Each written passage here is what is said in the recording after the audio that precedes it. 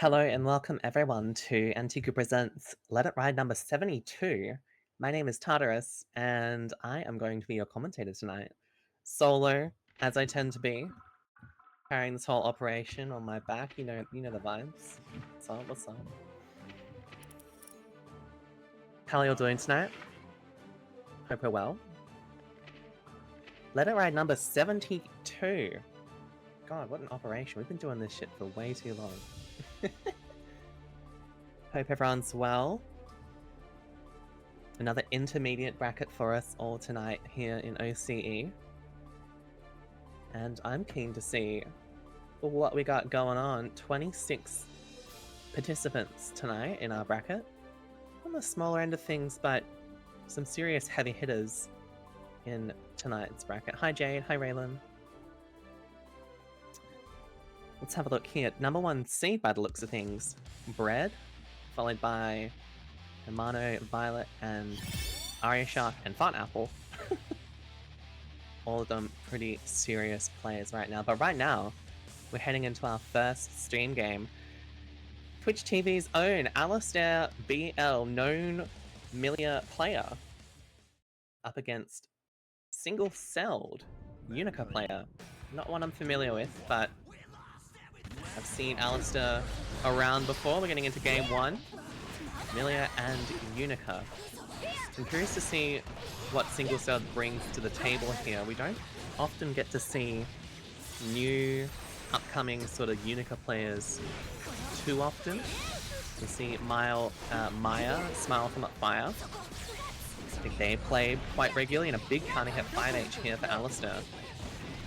All but sealing this round after the wall break. And just the IAD side swap cross up. Clinical from Alistair. Alistair been playing for a minute now. Pretty much exclusively on Milia as well. Came to Guilty Gear Strive, looks for a burst bait there, but nice smash up from single celled. Came to us from Smash Ulti, if I am correct. Based in New Zealand, again if I'm correct, not sure, but great player in their own right in the inter scene, and single celled has the momentum here, but that is just turned on its head with that YRC. Then again, counter hit CS, and single celled is not completely out of this round despite the burst difference. 100 meter available for single celled, and how they're going to use it? It's YRC. Nice air to air out of single celled, but no full conversion off the air to air. Tries an air throw, and very well timed there from the Unica. Very nice. Around a piece here.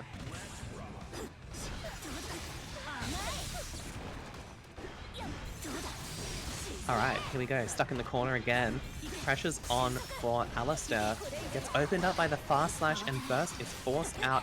Tries their hand at another air throw, but just misses it, and oh my goodness, that DP just not finding its mark, and this is a big conversion for Alistair.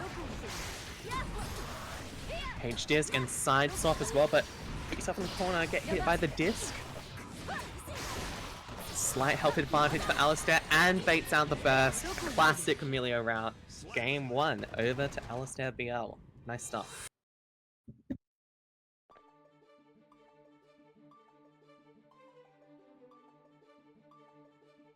As I was saying, Alistair, no stranger to the intermediate circuit.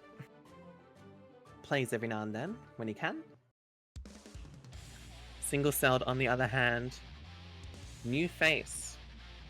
Although, not as new as I think. Level 78, they've played a couple games before.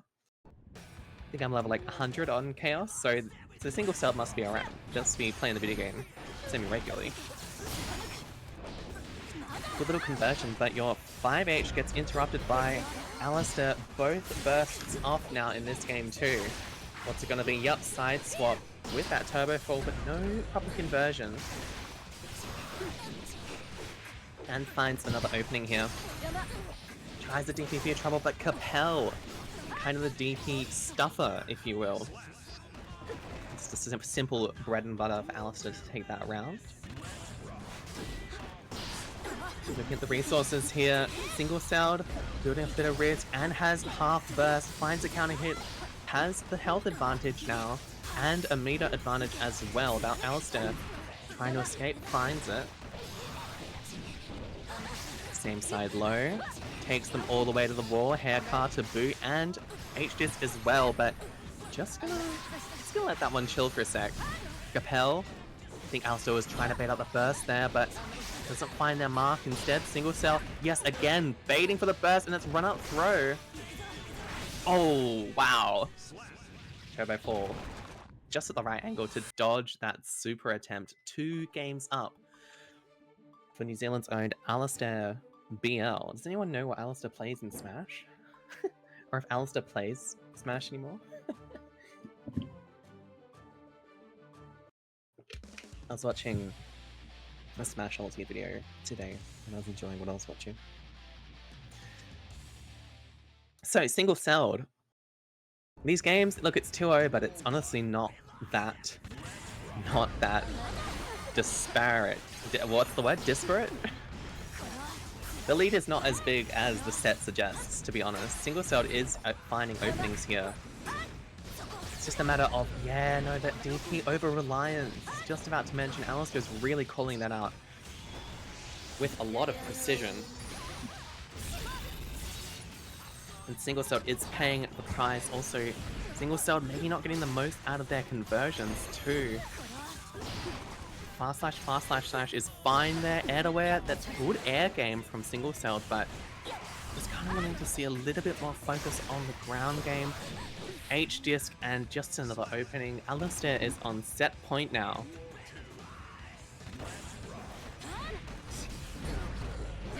Big counter hit JH to start us off. Alistar again looking for those bursts, and I think there it is. It's a fair enough attempt. I mean, Alistar generally in intermediate brackets can probably bank on somewhat inoptimal bursts, but maybe a little over-reliance in the burst baiting category. Now you go down a bit of health against single-celled. They did waste their meter, and it's a huge counter hit 2D. Oh man, this cross-up JH working wonders for Alistar, and yup, TK Bad Moon comes through, but no full conversion yet again. One more opening here, S-Disc and the fast slash. That's enough to secure the set for Alistar. 3-0 in favor of the Millia player. Good stuff, liking what I'm seeing. Congrats, Alistar. He moves on in our bracket to fight YZ. Last time YZ was playing this game, they were on Leo, if I recall correctly, so good luck into that matchup. I should know, I've played that matchup a fair bit myself. Moving on to our next game here. We are going to be seeing from vis-a-vis patron, regular attendee. I don't think she's missed a single one. Lady Glacy on the Queen Dizzy. Up against CJG. Say that 5 times fast. On the Nagoriyuki. Here we go. Next game on deck, and it starts off with a big explosive Beyblade here. Stuck in the corner already against Nago. Not where you want to be, especially when he has blood to play with. Bite comes through, and now it's just party time for Nago. Hold all this good IB from Lady Glacy, but at that blood, and in this situation, you probably want IDFD instead. That's a good mash out though, and Lady Glacy in the driver's seat all of a sudden. Health disparity available, but another throw. Starting to tie things up. CJG still no 50 meter to play with. There it is though. And a Tap Dust RC. Lady Glacy looking for the burst. CJG doesn't bite. Now where to from here? Tries DP, but Michael Sword is fast enough. Counter hit. Round 2, stuck in the corner again. Similar situation to round 1, but instead Lady Glacy IID is out. Yes, you did get hit, but maybe in a better situation here, maybe not. You got bit, and the fast RC with the 2S. Now you're just stuck in the same situation in the other corner, but a great mash out. Lady Glacy really finding value out of these mashes. 2H blocked, and 5H does enough to kill there. Probably would have done even more if she had more health, but here we go. Lady Glacy finally striking first in this round 3. Beams of Light available, almost about to pop. Fast Slash doesn't move Nago forward because of the ice field. And suddenly, Glacey's in a favorable situation here. Nago stuck in the corner, Chestnuts roasting on that open fire. 2K2D Michael Sword, RC to extend as well, and another 2K2D. CJG really not finding their opening on defense here, but they do have meter to play with. Food Gear back is called out with the Michael Sword. Game 1 to Glacey. A lot happened in a very short amount of time there, but Glacey, probably the biggest Queen Dizzy shooter in the region. Is that what the kids call it? Like when you like support something really hard? Anyone know? I don't fucking know, man. Well, she's been on this character since she dropped, since Queen Dizzy was added to the game. Showed up many times to many locals in the Queen Dizzy cosplay. It's a great cosplay, by the way. And Glacey's only improved ever since then. Really quite a lot. Here we go, counter hit, anti-air, Michael Sword. Nice tick throw there. Oh, this OP, yes we do, and CJG pressing Fast Slash in response. Based on the first game, they're clearly not averse to just going for raw bite, but look at this pressure here, building up to level 3 blood. Bit of risk on both sides. Now Warrior 2 from here gets snagged by the clone, but no follow-up. And we're popping, and we get frozen. Good recognition from Glacey there. She takes that round.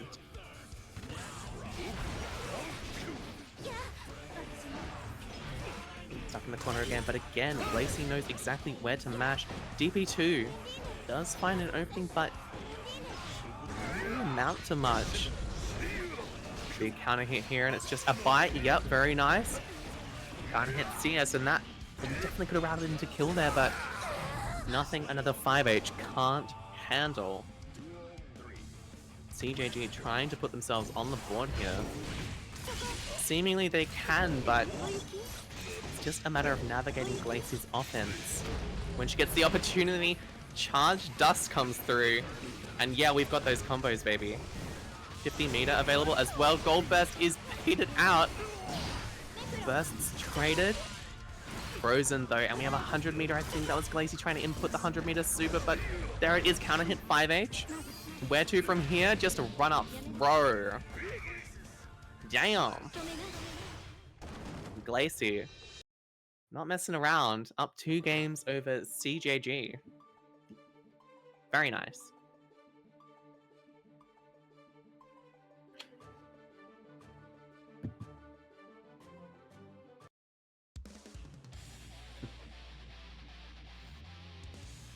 Alright. CJG really gonna make some magic happen here. Seems a little lost in the matchup, not gonna lie.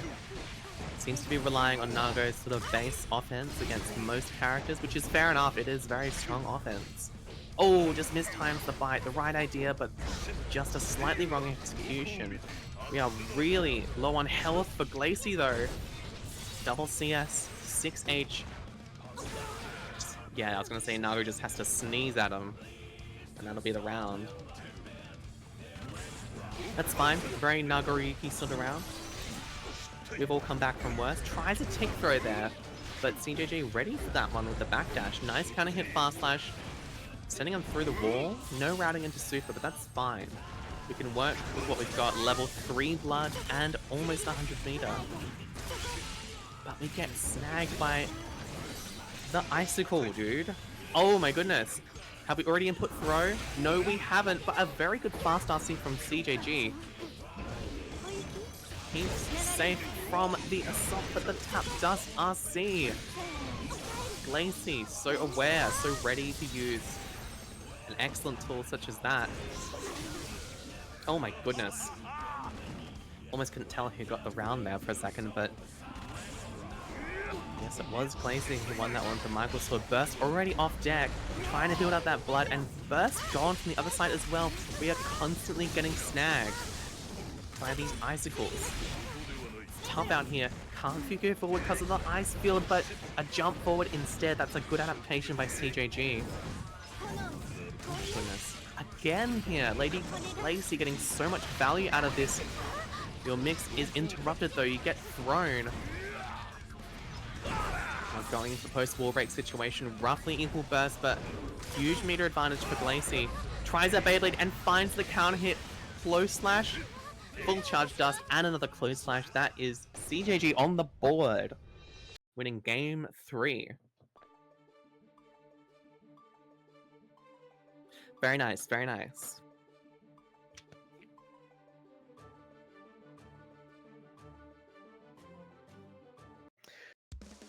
Happens that way with Nago a lot of the time. You get counter hit by CS and suddenly 60%, 70% of your health is gone, baby. Too many of those in quick succession, that'll lead to a whole game. 2-1 in favor of Glacy right now. But game 4 here, CJG already in a fairly advantageous situation. Nice 6p on the Michael Sword.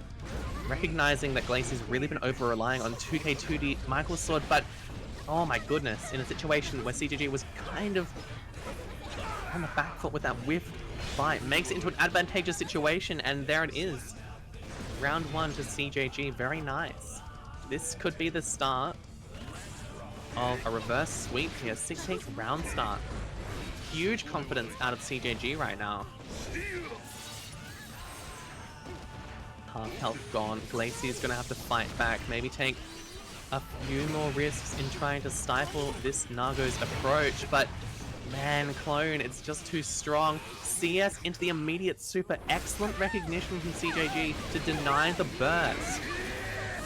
Before Glacy could respond, puts themselves in the most favorable position possible here. Tries right up through, but Gold Burst is the response from Glacy. We still have blood to play with, but Glacy 100 meter, what are we going to do with it? We have to use it. No, we don't get a chance.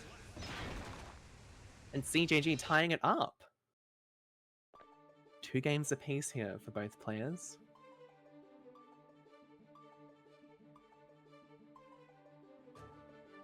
Good stuff. It was looking pretty confident from Glacy at the start, but CJG just turning it around on a dime. Now it's on Glacy to adapt here. Game 5. This is her last chance if she wants to stay on winner's side. And that's a good start. Backdash, Michael Sword, keep the space. Clone does stifle your zoning, but it's not all that bad. We are in the corner. Level 3 available. God, what was that JH hitbox? Projectiles, and you can see Glacy has made the adaptations that she needs to. Keep the space, deny level 3 blood Nago from approaching or being in any way effective. Ice field available, but somehow CJG able to rip Clone, but a great reversal out of Glacy. Not quite enough to kill though. Buff Dizzy, and there it is, just another icicle and Glacy. Set point here. Exactly the changes that she needed to make. Sometimes you just gotta lame them out. Send projectile, send ice field, send the icicle as well, and run a little bit of mix, but in neutral you want to keep as much space as possible. CJG has been closing the gap so much. Level 3 blood here again, but we get opened up by the fast life, and suddenly, yeah, you're gonna get fight reset. This is very difficult for Glacy, but oh, what a great jump. And a charge dust is attempted, but this time CJG ready. 6-stage RC, fast RC is really good out of CJG, and counter hit CS. Glacy caught blinking, unfortunately doesn't kill. And suddenly, RC on block, 5H, and the clone as well. Good use of clone there by CJG. Final game, final round between these two. Both of these players really want to stay on winner's side this early in the tournament. Burst already gone from Glacy, but Clone yet again. CJG, so much value out of this button. Massive counter hit 5H, and you're stuck in the corner. Shades of the game 1 and 2. Oh my goodness, you were almost counter hit to death there by that 5H. But here we go, Burst gone. Fuke forward. Very small blood to work with, but another 5H, and there it is. Fast RC, 5H. CJG completes the reverse sweep and takes down Lady Glacy 3-2.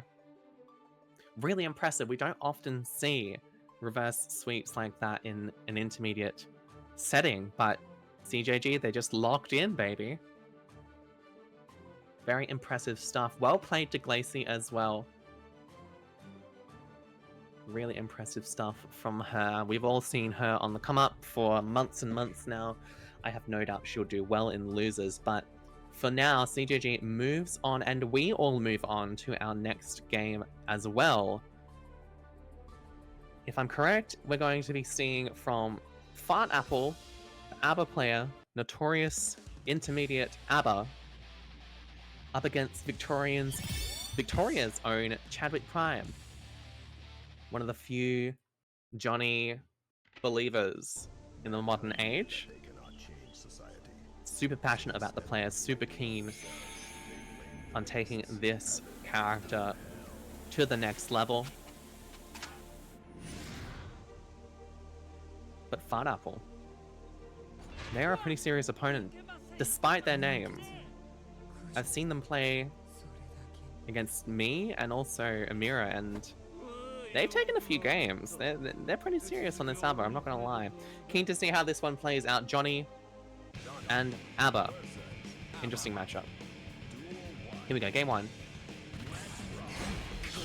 Seeing from, by the way, all of the New Zealanders, the Kiwis, coming out in force for these stream games right now. We've seen 3 of them.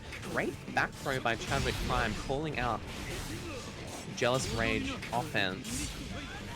Oh my god, rips a reversal, but no, you can't do it from that range. It's just too far. Chadwick Prime off to the races here. Send him through the wall. Jealous Rage discontinued as well, and look at this, just a dash forward throw. We've got meter to play with, and yep, very nice choice from Chadwick. Open him up with a low.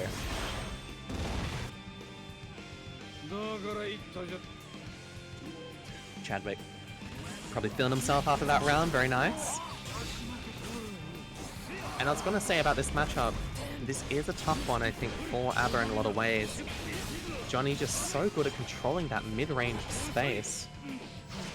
But what a matchup by Fart Apple. Besides, Chadwick decides that it's worth dropping burst here, but look at this. 236k comes through for Fart Apple, lands the key grab, and we have a lot of key gauge here. Rips YRC on the Danzai, fair enough, but just goes in for another one. Says you've already spent your meter here, you can't spend it on another one. 6P's not going to work. Nice out of air from Chadwick though. Fart Apple out of Jealous Rage, but 100 meter and now 50. YRC is used.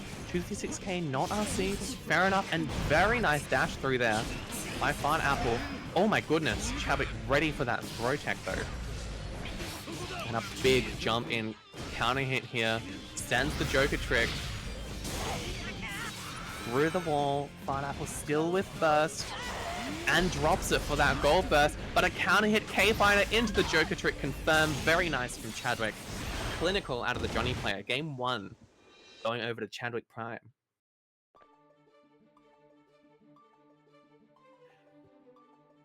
Good stuff. Didn't mind Fart Apple's play that game as well. They are quite an aggressive player by all accounts. But we do need to be paying a little bit more attention to weaving in and out of Johnny's effective range here, especially while in Jealous Rage. Easier said than done though. This character's quite a menace in neutral. What's up, Medri? Learn the intro roll. That's what I like to see. Actually, you know what I like to see? I like running the intro. If I'm player 1, I run the intro just to see my character, and then I hit round start without letting my opponent see their character. That BM shit. Okay, counter hit 6k to start us off for this game 2. Already half health and no burst for Fart Apple, but reversal super, it's not really pushed very well. space, but a nice 5H forces burst out of Chadwick, but it's going to be a almost full conversion. Weird tumble there. Dash up, toss the card, hold this Oki, and it's going to be YRC. Jealous Rage, just instant transform. We've got to make the most of this, but Danzai is whiff punished. Oh, and a nice 6P. No more P gauge, unfortunately. Now a tough situation for Fartapple. Oh, but what an excellent command dash. Great YRC in response. Fartapple trying whatever they can to get in, but it's just a bit tough here. No conversion with the 2S, but counter hit 5H comes through. Now this is Fartapple's chance to secure this round. Gotta watch out for those missed finers and those 5P jabs. Tense situation, but Chadwick with the health advantage comes out on top. And now look at what's going on here. Already sent through the wall. 8 seconds into the round. Meter about to be in Chadwick's favor. What a parry from Fartapple. 100 meter available, and yes, we do instantly rip that super. Good choice by Chadwick, and we get caught backdashing. Still lots of P gauge to play with, but counter hit 6K is burst baited. And we have the full conversion off that end. Senga, Chadwick Prime, totally in the driver's seat here, takes game 2 over Fartapple. An impressive play from the Johnny player so far, really well controlled. Good control of the pace of the game and neutral especially. And don't get me wrong, Fartapple's making a great effort to just get in, find some sort of opening in this neutral situation, and they are finding them, but these scramble situations that unfold afterwards, they just aren't in Fartapple's favor a lot of the time. P-gauge, and like there it is, 236S whiffing, unfortunately, for Fartapple, and suddenly we're stuck back in the corner. Instant overhead comes through from Chadwick. Not a full conversion, but not the worst outcome in the world. We still have the corner, and we bait out the 6P as well. Dash up, super. Will it kill, baby? Place your bets. Ooh, just barely not. Hanging on with a small sliver. Deflect shield there. Unfortunate. Fast Slash is still in range, and Chadwick Prime on set point here against Fartapple. What's seeming to be a pretty convincing set so far. Senga on block, backdash, the Johnny classic, but instead routes into Fast Slash. Good adapting to the RPS. Faster than your opponent. Your command dash with punish, tries a TK finder, misses it. Dash up throw, and the mental stack is just too strong here for Chadwick Prime. Look at everything Fartapple has to deal with. Tick throw, mix, spacing traps. Look at all of this. 6K, jump up age. Unfortunately, definitely a miss input for super, but dash up, throw, RC, send them to the brink. And push them straight off. Chadwick Prime, a convincing 3-0 over Fartapple there. Great stuff. Very clean play from the Johnny player. Well done. Fartapple, no slouch, I gotta say. But that set just didn't really work out in their favor. Couple mistakes just bundled into each other and couldn't handle the Johnny smoke. Goes like that sometimes. They will be sent down to losers. For now, we move on to our next match here. Cat-shaped entity. Damn, it really is just the night of the Kiwi, hey. We're just seeing New Zealand after New Zealand after New Zealand. It's kind of cool. CSE on that patented Bedman. Up against Vexters. Am I saying that right? Slayer main. It's gonna be a good one. Pretty explosive one, if I had to guess.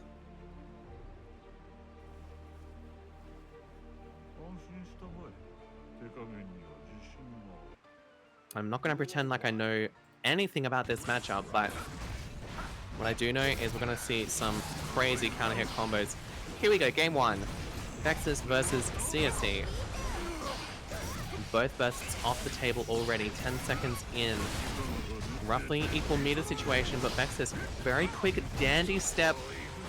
Pressure already underway here. Misses the power bunker loop, but oh man. And look at this, it's a scrap fest already. Counter hits all over the shop. Stuck in the corner now against Bedman. Trade comes through, but CSC able to keep the corner, but no, a counter hit air button there from Vexus. Counter hit in response, and it's just so back and forth. Look at this. Double CS, send them through the wall. Roughly equal resource situation.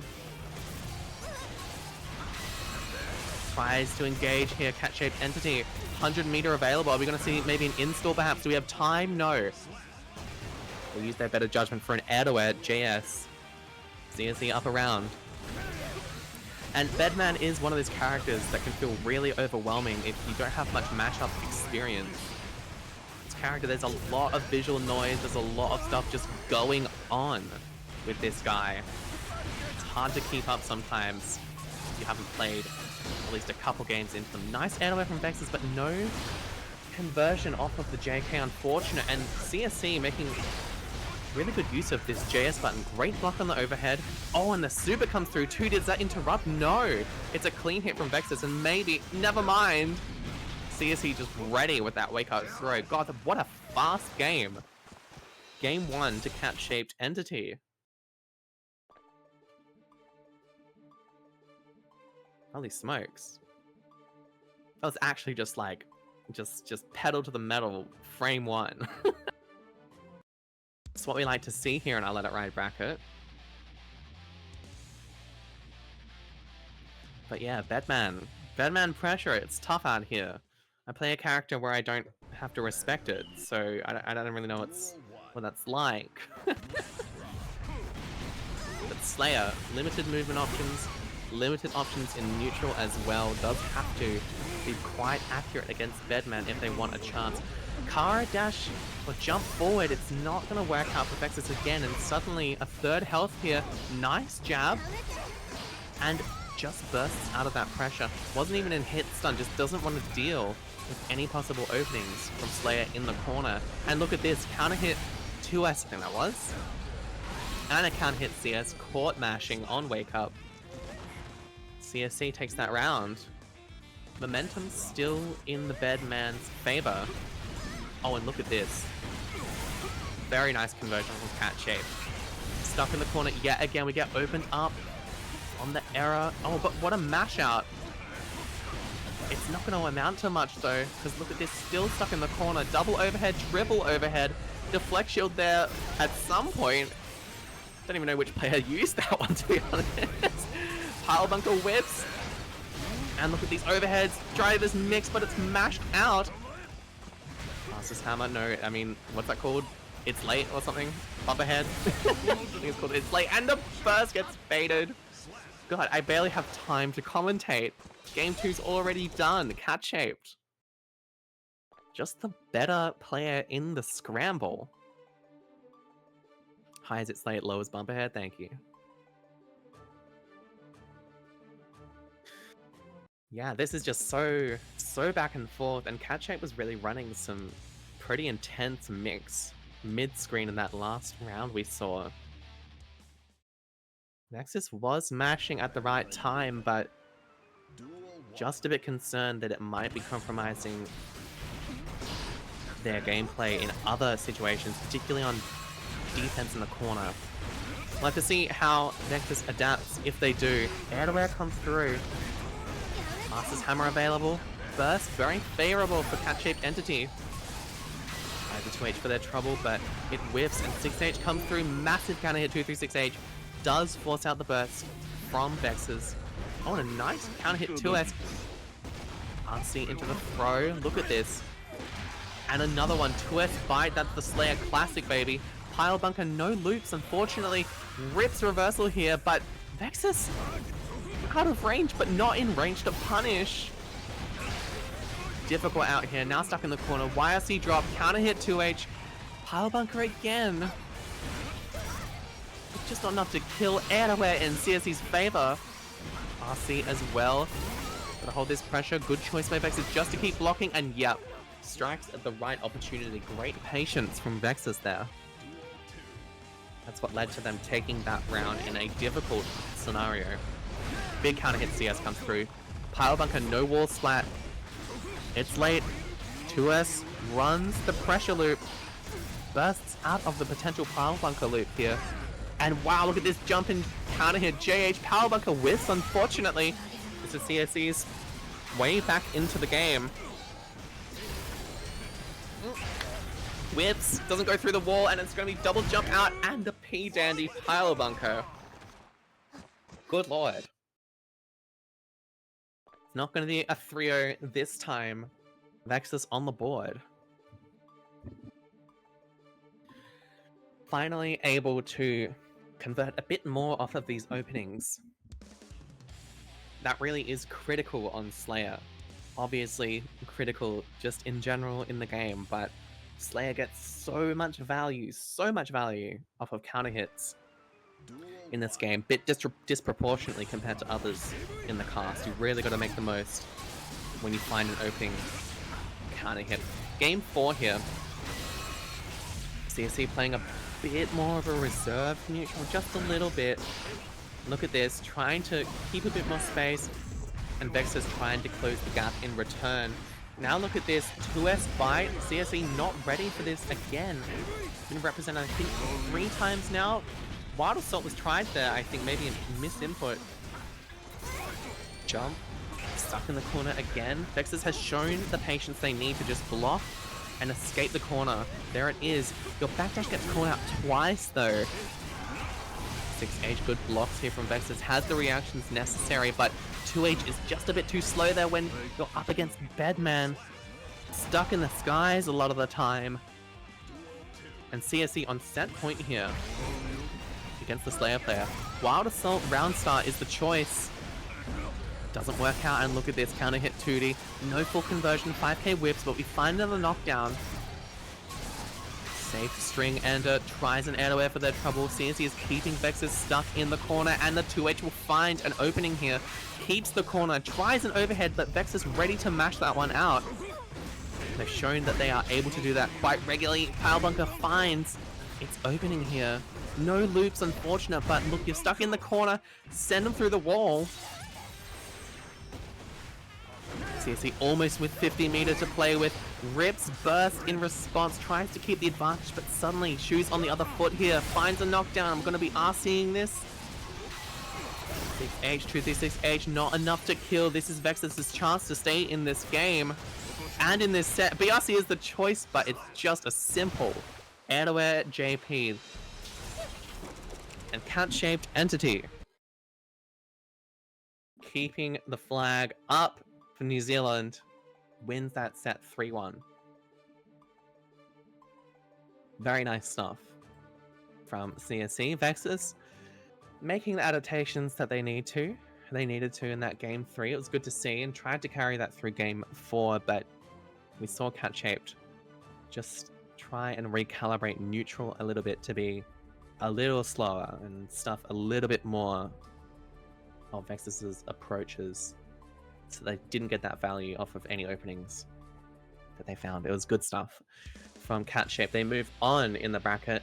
And now, we also move on to our next game here. YZ, the Leo player up against Potemkin main Pesto. Here we go. This is going to be a good one to watch. So YZ, competent Strive player, and has been in the inter scene for a long time. Competent fighting game player in general. On that KOF, once quite a strong Streets player. Pesto finding that commander. Nice stuff from the pot player. Don't know if YZ's still on that Streets grind, but it's been a minute here. Oh, tries to find an OTG there, but it just doesn't work. Pesto taking that round pretty clean off a couple rounds. YZ, as I was saying, pretty commonly on their SNK grind. Nice opening, but when they play Strive, they're usually on that Leo Whitefang. Former Potemkin main themselves, if I recall correctly. This is gone a while back now. Very nice here from YZ, good conversions. Kind of one of the few Leos left, to be honest, in the region. Alongside with Rubber DBDB. And probably someone else I'm definitely forgetting, Blobby, whenever Blobby gets a chance to play. Round apiece here, by the way. While I was talking about all of that, and oh my goodness.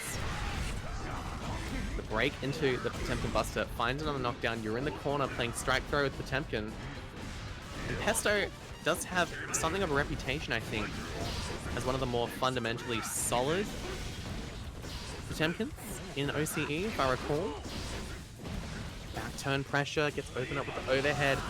Super comes through. It's not over for Pesto.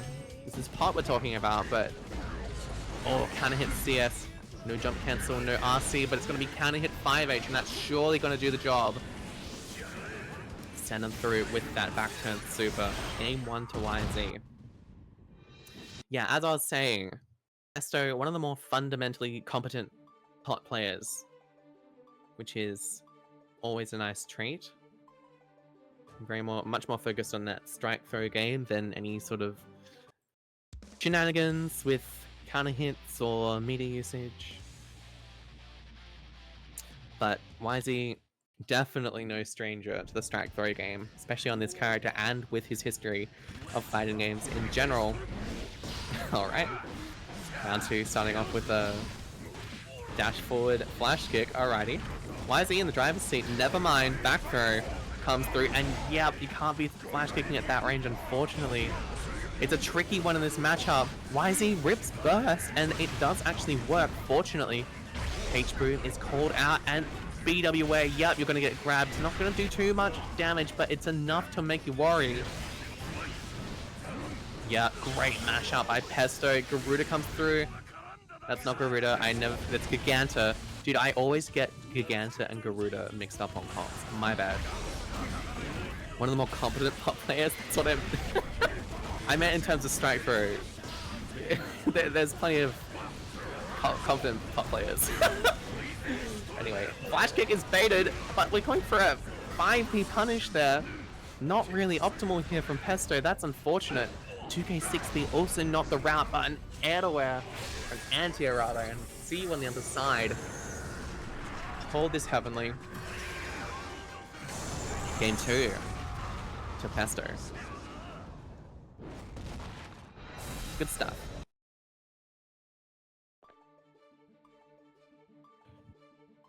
And that's what it's like against Potemkin. We all know. We all know. It can go so wrong so quick. And flash kick as well in this matchup.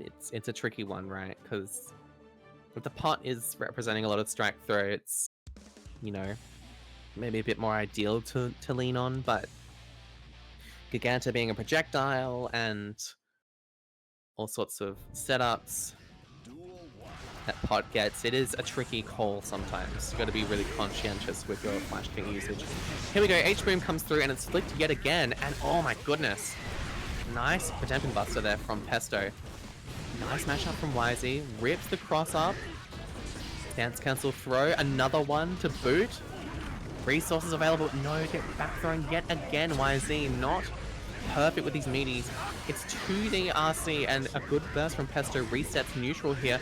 Excellent reaction from YZ. We don't see that very often from many players, let alone intermediate players, to be throwing Hammerfall on reaction. But look at this, 100 meter for Pesto now. Where to from here? Oh my goodness. It's just 2D. I'm not sure if that's the input YZ wanted. If that was blocked, you were dead, buddy. But it works out in his favor regardless. Pesto, almost in the driver's seat, rips close slash after that 6k. And hit fast slash as well. Oh my goodness. Excellently spaced 2S. Running the pressure on Pesto here and just rips the super. Very nice out of YZ here. Still can go wrong. It's one Potemkin Buster away. Oh, but the Hammerfall is interrupted by the S-Boom, the double hit, baby.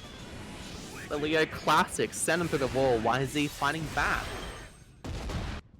Very nice. Very nice to see as a former Leo player. Good strike throw, good use of special moves as well. H-Boom, not really the way. Pesto's ready for those, but S-Boom? For suresies. For suresies. That's been probably one of the best projectiles in the game. If we're being for real here. Game 4. YZ, Pesto. Pesto dropping burst mere seconds into the round, and YZ complementing that as well. H-Room again, but this time YZ IAD JHs over the boom to cover as much space as possible. I like that adaptation. But geez, look at this counter hit 2D from Pesto. Gets caught mashing as well. Pesto, the RC forward, it's not in time. Unfortunate, that frame 9 reversal. Knockdown, great flash hit, extremely well spaced. Heavenly just to get the hell out of dodge. And JDRC, not enough to kill. Oh my goodness. Oh, we're getting opened up here on defense. Tries a cross up. It works on the second time around. Is this enough to kill? I reckon it should be. No, tries a reset. I think we could have routed it into H flash kick there to barely kill, but maybe not. Maybe not. Oh my god. There goes a third of your health. There goes another third. Are we going to see the final third? H flash kick comes through. You can't do with cross up Oki anymore as of this patch. Very sad experience as a former Leo main, but that's the reality. 2k, 6k, H flash kick, dash up flash kick, tap dust is whiffed, but oh my god, what are we doing here? We're just whiffing buttons all around. IB, fast full, but just the B&B from YZ, and that's gonna be, in a blink of an eye, the whole set. YZ taking the set 3-1 over Pesto. Well played, YZ. Good stuff, Pesto as well. Why does Whiff Cross Up not work anymore? Because they changed the recovery on like when the opponent gets struck by H flash kick. It ends up that he can't do whiff cross up on Uki anymore. It's pretty sad. It's a small reason.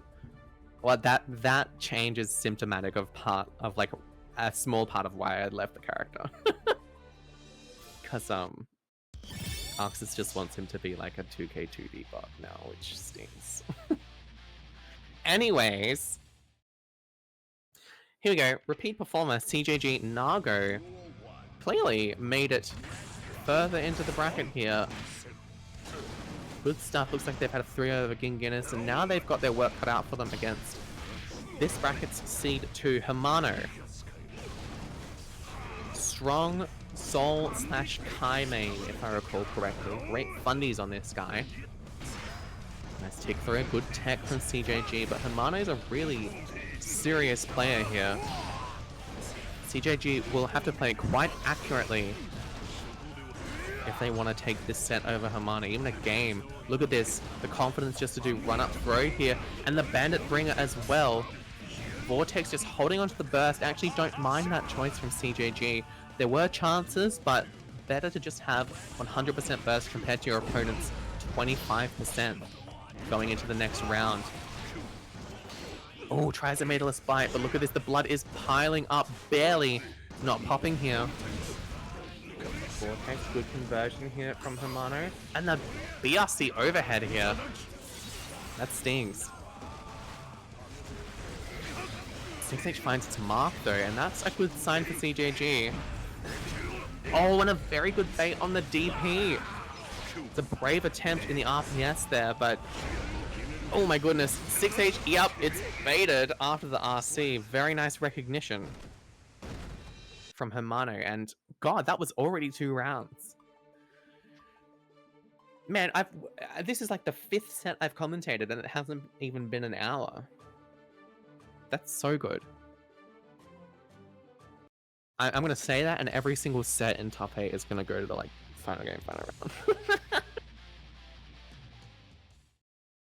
Oh, I could just demolish some blue though. At a mirror. Game 2 here. Dash up gold burst. Oh my god, we're gonna be seeing some shenanigans here. I said Hermano has pretty solid fundies, and I maintain that stance, but they are clearly on the shenanigans train tonight. Ground start goal burst. BRC overhead. Look at all this damage and open you up in the post-wall break situation. That was like a 14-second round. Good lord. Here we go. CJG finding the opening first in this round 2. Slight resource advantage here as well. About to be bigger with positive bonus. Oh my goodness. These fast RCs from CJG, we saw this in the Glacier set as well. They are working out generally to CJG's favor. And speed really is a major benefit here, just in the game in general, but oh my goodness, tries to not be BRC overhead. In the game in general, being fast with your decisions and with your character is obviously beneficial, but in particular with your resource management, if you can route into fast RC a lot of the time and catch your opponent off guard as much as possible, that's great. But then again,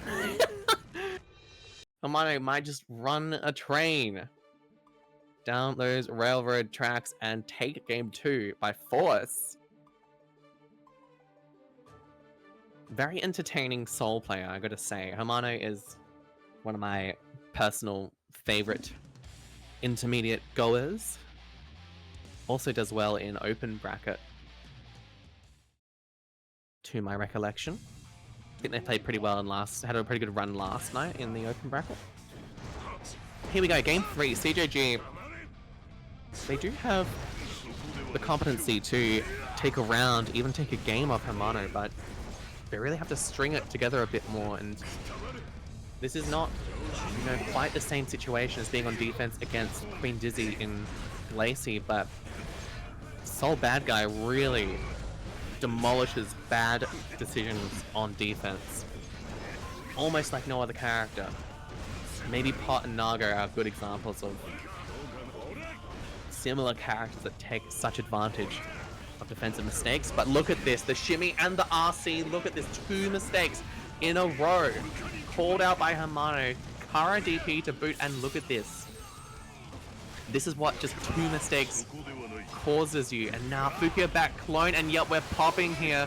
That is too much blood to be spending, baby, and suddenly, Hamano on set point here against fellow Kiwi, CJG. This really is the night of the Kiwi. We've been seeing at least one New Zealand player each night. Or each set, rather. Good to see. Out in force here, playing really well.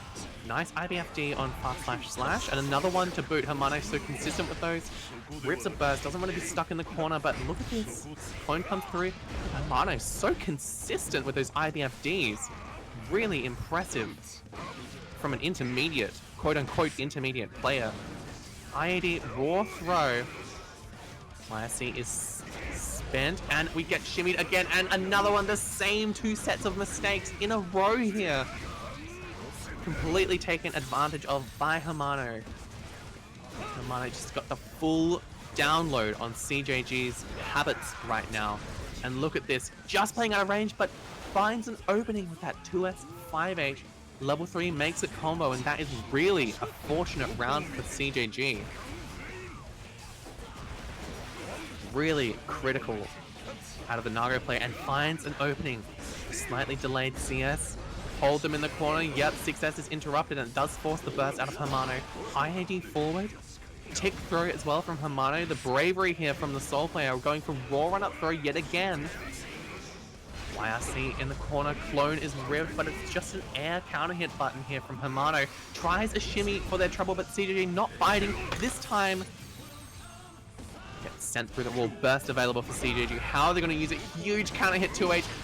Just a 6H, and the 6H in response bursts. No, it doesn't kill though. And then it really timely deflect shield. IAD back land into the back throw. Good lord, an explosive end to that set, but Hamano comes out on top 3-0 over CJG. Holy smokes, that was really crazy. That was a crazy set to watch. Explosive through and through. CJG on the back foot the whole time. Unfortunate for the Nago main, but they'll be going down to losers. to fight Alistair BL, who, by the way, Alistair has knocked out our seed #1 in Bread, the Faust main. 3-2. Congratulations, Alistair, and a crazy upset. Bread out of the tournament. Not going to be seeing any matches from her. She had a great run in open bracket last night, but not tonight. Unfortunate. Here we go. 2 repeat performers in our next match here. YZ versus Chadwick Prime. Leo versus Johnny. And this is our winners semi-final match here. Chadwick having a great run tonight. 3-0 over Far Apple, as we saw. 3-2 over Arya Shark as well. Great up-and-comer there in the Ramlethal. But YZ, we've seen how well this kid plays fighting games. Oh my goodness, just a dash up, walk back confidence from Chadwick right now. And Senga, very nice routing into the super there as well. But got to be conscientious here. IAD is not safe against Flash Kick. Oh my goodness, but YZ is just not ready to rip that. Oh my god, the dash up tries to go for throw, but I think was just too late in the dust. Startup frames, what am I trying to say here? But Chadwick keeping space with K-Finer, very nice, clinical.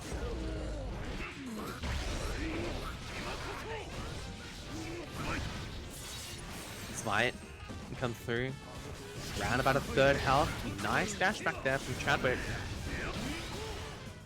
It's gonna be 2-6S. Oh, just left it a little too late, but we get the parry in the back turn stance. Always available whenever the time strikes. That parry, it seems to be there when you need it the most. Anyway, back turn. By the way, button whiffed, and that leads to a huge punish here for Chadwick. 100 meter here, and yeah, we are ripping that. We see in the Tartarus combo? Yeah, of course we are, baby. That's the patented, baby. Go, damn. Dash up, flash kick. Why is he playing with so much confidence here? One up throw. Hold this back turn pressure. Really got to be FDing against Leo in back turn. Kind of your only saving grace, but what a backdash from Chadwick to avoid that JH. Oh my goodness, and the RC away. Card pop interrupts the super. Very fortunate turn of events for Chadwick. Now we find a counter hit opening. Joker trick as well, and Chadwick in the driver's seat right now. Burst in his favor, but meter available for YZ. Looks for it, and it's going to be 2D RC. Great choice to burst on the turbulence there, but look at this, one more counter hit and the cross up. Oh my god, K-Finer comes through. Critical. Backdash is not punished. Oh my god, he's looking for a 2D. Oh my god, that jump in from YZ. Oh my goodness.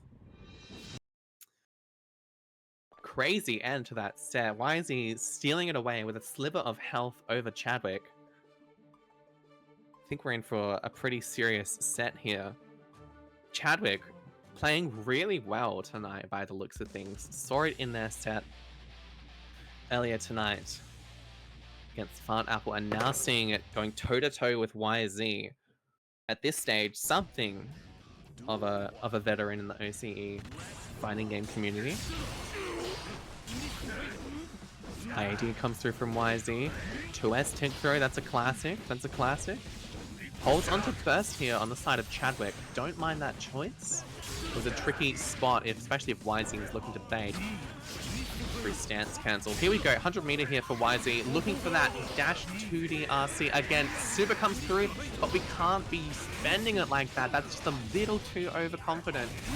If we have 100, sure, but not when we've already spent 50. 2D yet again out of the Leo player. Joker trick comes through, a late confirm, but it works out just the same. Doesn't send them through the wall, so it's one more opening here for Chadwick needed. Tosses a card, and yes, calls out the IAD. Very nice from Chadwick there.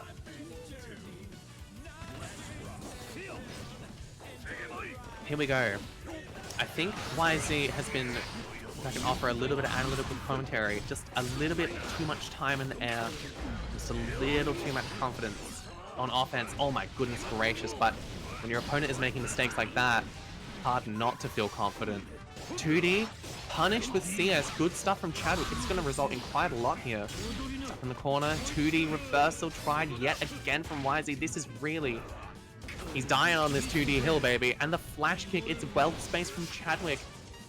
Super comes through as well. And just one more opening here. Flex shield available. How are we going to do it? No, it's just going to be the IAD whip button throw. Nice choice from Chadwick. Build up that mental stack. And we're tied up here, 1-1. Think you want Lou boss? I'm down. I'm down for that shit. Vic versus New South Wales. The tried and true all-time Australian rivalry. Dating back to Federation, baby.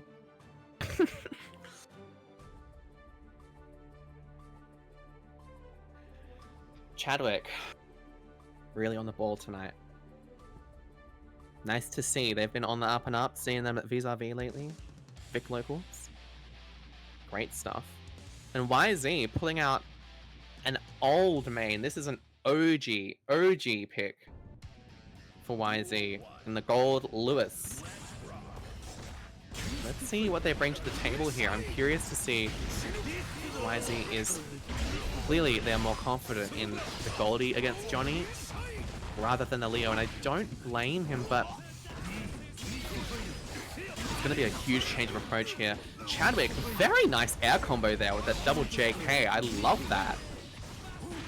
Dash up after the tick throw. Nice stuff. Gotta watch out for reversal here, and we do with that space. Mistfinder. No RC. Do we dash out of range? And we do. We RC out of range. First is dropped here by YZ. Very confident, but it's just an IAD JK. Chadwick fully punishing YZ's eagerness, if you like. Chadwick, look at this spacing from this guy. He is really managing or locking YZ down, not just here, but in the last 2 games as well. Managing this mid-screen space super well. Wild Assault available for YZ, but it's going to be an IAD security cancel as well. Oh, but the dash forward. Instant reversal from YZ, not wanting to block any of this, really. Dash up throw. Chadwick just taking full advantage of the mental stack. He knows it. TK Finer once more, and it's going to be one more opening here for Chadwick. Just a simple 2S. Look at these spacing traps from this guy. He's up 2-1 over one of the highest seeds in our bracket, YZ.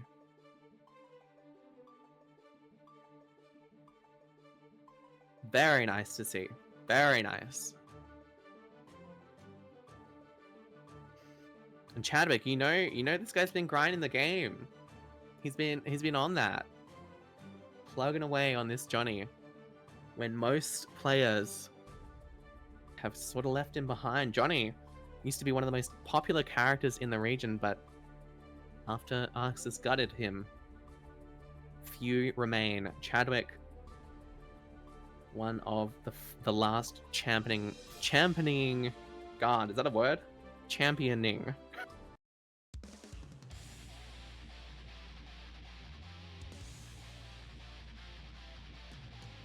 Alright, YZ deciding to go back to the Leo. Goldie was just a lapse in judgment, perhaps? Just a small experiment to see what would work, but YZ seems confident now that Leo is the pick.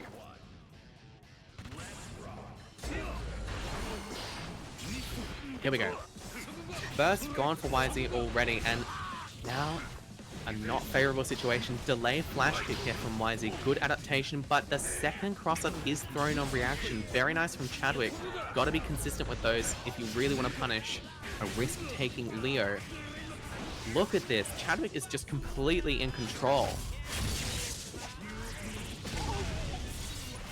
And YZ, resources to spare. Are we gonna see?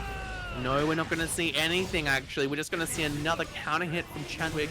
Another Nsenga, and we're gonna see Chadwick on set point here in a pretty dominating fashion so far. YZ really needs to make some magic happen. And I've seen him come back from worse, but that IAD is not the way. Chadwick just winning every single interaction here. Every single one is going in Chadwick's favor. Look at this, 100 meter to play with. Keeps it all for the post-wall break situation, and YZ needs a miracle, but your backdash is sent through with a Joker trick. RC to extend, and we're not dropping those. Chadwick Prime winning this set for Victoria 3-1. And I would say that's an upset over YZ. Excellent, excellent performance from Chadwick there. Very impressive. Probably the best I've ever seen him play. Great to see that kind of play on the Johnny. YZ, respectable, but very, very confident to a fault, I think. We'll have to see for them in the losers side of the bracket. Not out just yet, but Chadwick completely shut YZ down there. Very nice performance there. All right, next match. The other side of winners semifinals. Hermano on that Soul bad guy against Mouse Girl Vivi.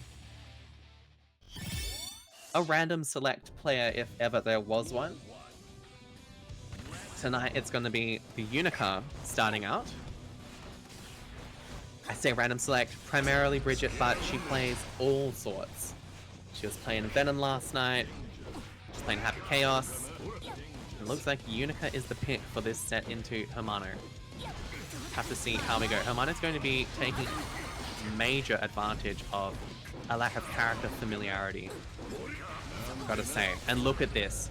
The faint gun flame into the DP bait. Very nice from Hermano. Gonna get the clean hit on this super as well. Send him through. Lots of damage here for Hermano. Celeste is tried. Fast RC from Vivi. OTG Bandit Bringer RC, it finds the hit, and Hermano converts all the way to the wall. First round in this first game to Hermano.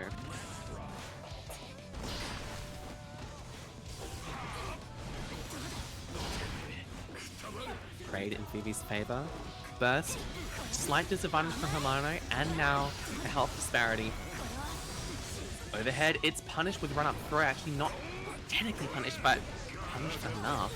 Oh my goodness, look at this bait, and another burst bait. Or rather, the first burst bait of this set. I'm sure we'll see more. Here we go. Jump Dust Vivi. Really on the back foot here.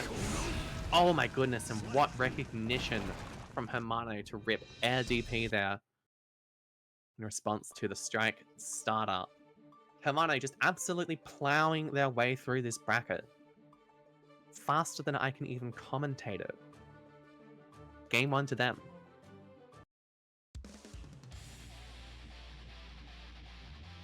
Welcome, Aria's viewers, by the way. Hope you had a great stream, Aria. And good run as well, by the way. So far, up against Sublin. I see. All the best with that game. Going into game 2 here. Vivi Hermano. Vortex, IAD, Gold Burst is the response from Vivi. Laser is IB. Gold Burst actually hits.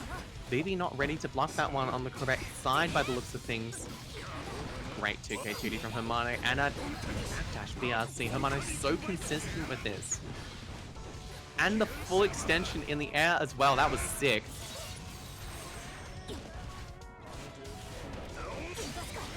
Tries an air button for their trouble, but Vivi finds the 6P in response. Look at this 100 meter available. It's going to be DP in response and baits out the Gold Burst with another backdash BRC. That's actually misinput, but it worked out in their favor. In that particular circumstance, Hermano just can't stop winning. Here we go, cross up JK, the Soul Classic. Stuck in the corner yet again. What are we doing? Nice DP from Vivi. A run up DP in response to Hermano, and another one. This guy just can't stop ripping that button, and it's worked every single time. DP in the air, decent shout, but Hermano costs his burst and 50 meter as well. Reset to neutral, jump in, great interrupt on the laser sword. Another jump in, and 6S calls out the backdash. Hermano running away with not just this set, but maybe the tournament.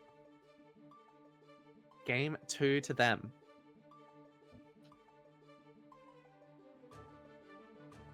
This is tough out here. Are we going to see a character swap from Violet?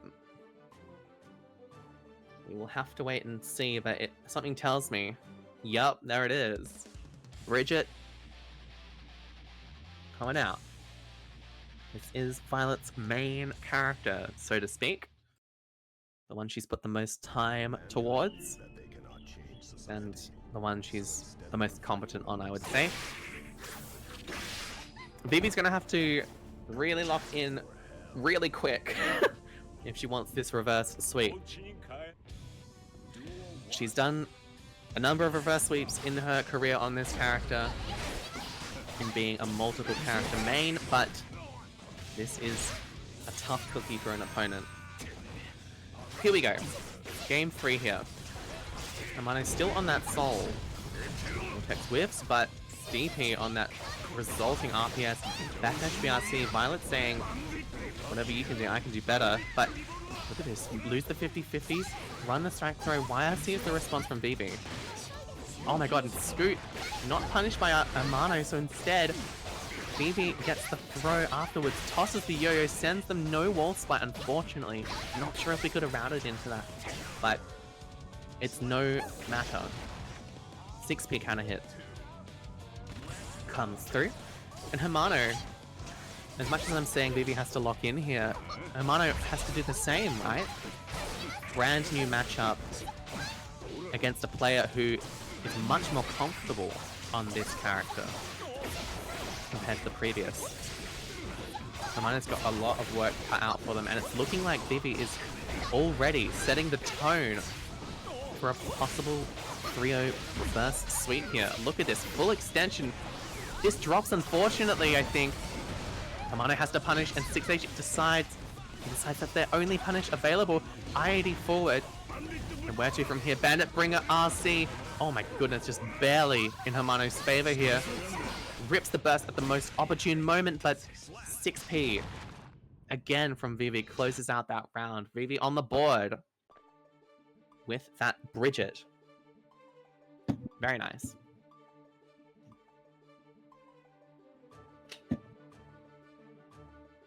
And this is how it goes when you're up against a player who plays multiple characters or is comfortable just playing whatever character. Is that when they go back to the character that they rely upon when they want to close out a set, you got to be just as ready, baby. And Hermano did not look very ready for the Bridget. One game, usually enough for a player of Hermano's caliber to recalibrate and figure out, but it's looking like, is that a Ramlethal I see on the cab? Does Hermano have a Ramlethal?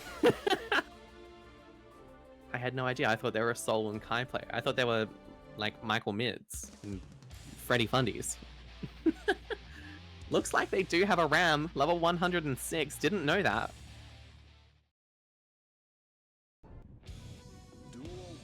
Well, here we go. Hermano on the Ramlethal. Let's see if Violet can adapt to this, or if any adaptation is needed, or if Violet can just run her offense rent-free. Hermano looking a bit more spacing-oriented, a bit more focused towards the spacing of Ramlethal's buttons and neutral, but look at this. As much as I say that, Vivi, such great anti-airs here. Big counter hit 2D, but not as much of a conversion as she might have liked.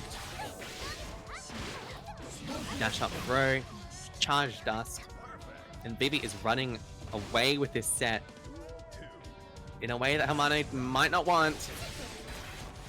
That was really crazy pressure here. Delay roll here, and a counter hit fast slash into the Wild Assault conversion. This is a start that Hermano needs, and needs to make the most out of. Great air to air. BRC overhead yet again. This has been working out so well for this guy. And honestly, if it ain't broke, don't fix it. That's kind of the fighting game philosophy, right? The strategy is always working. It's worked out 100% of the time. Why would you try anything different? Counter hit fast slash calls out something on defense by Violet.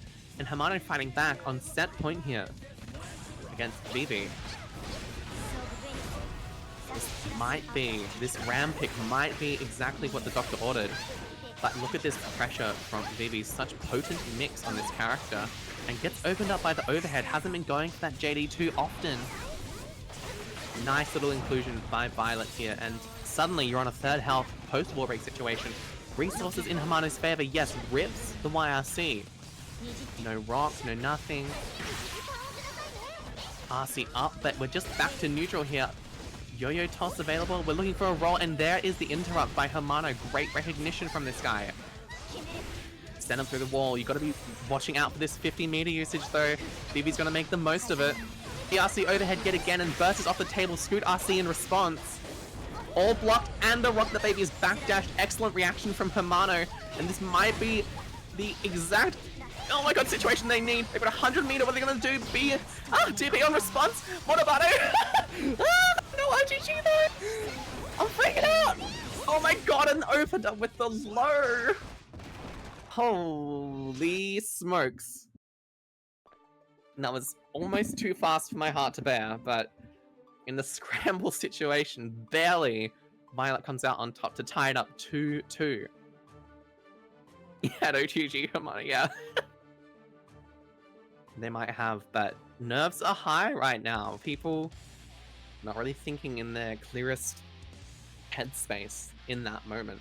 Hamano, sticking with the Ram, decided that this is the way to go. And they were only one more hit away from winning the set, so I don't blame them for sticking with this.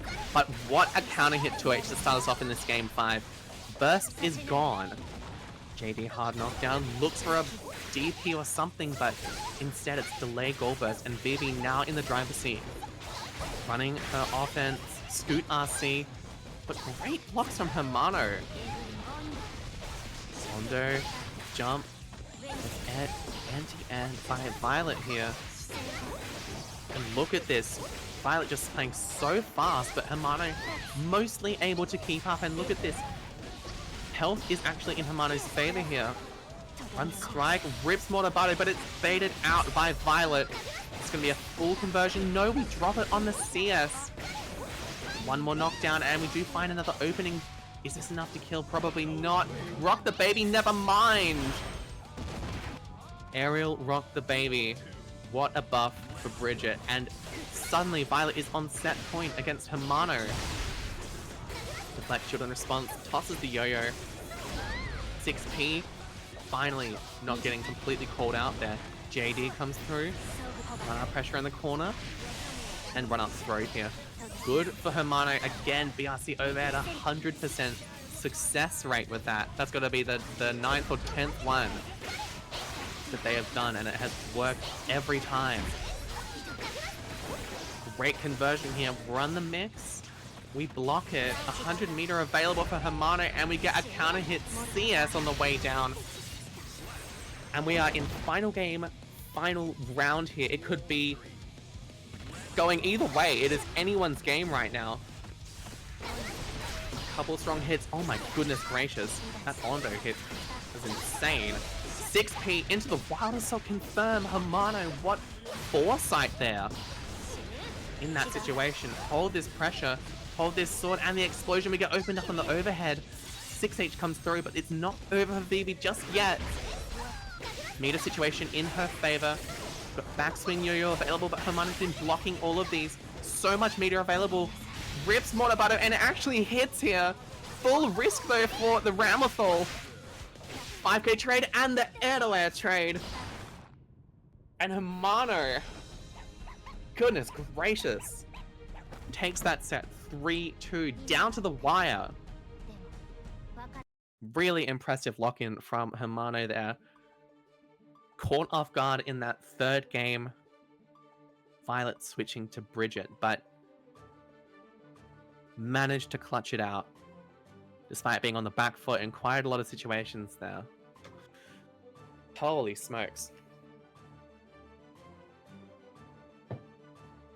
Violet heavy hitter in our intermediate scene as well. Don't get it twisted. We are almost certainly going to see more from her later in the bracket on the losers side of things. But for now, we move right along to 2 repeat performers here.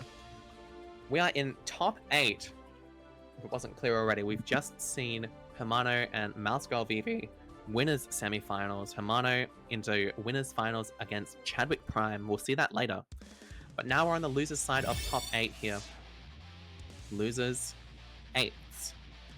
We're seeing from Alistair BL, New Zealand, Amelia Main up against Fart Apple, the ABBA, I think was also from New Zealand. So Kiwi Teamco here.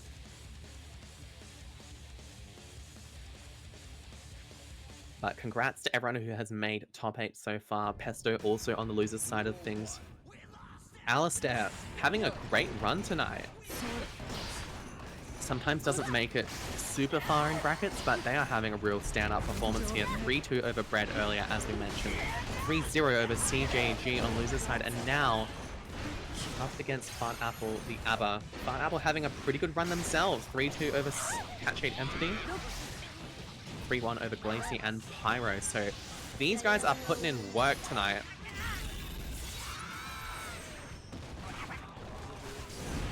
And I'm keen to see how this game plays out. We are already well underway here. Great anti-air there by Fart Apple. And the 236k actually counter hits the hair car. And now you're stuck in a tricky situation against Jealous Rage ABBA. Nice JH from Alistair.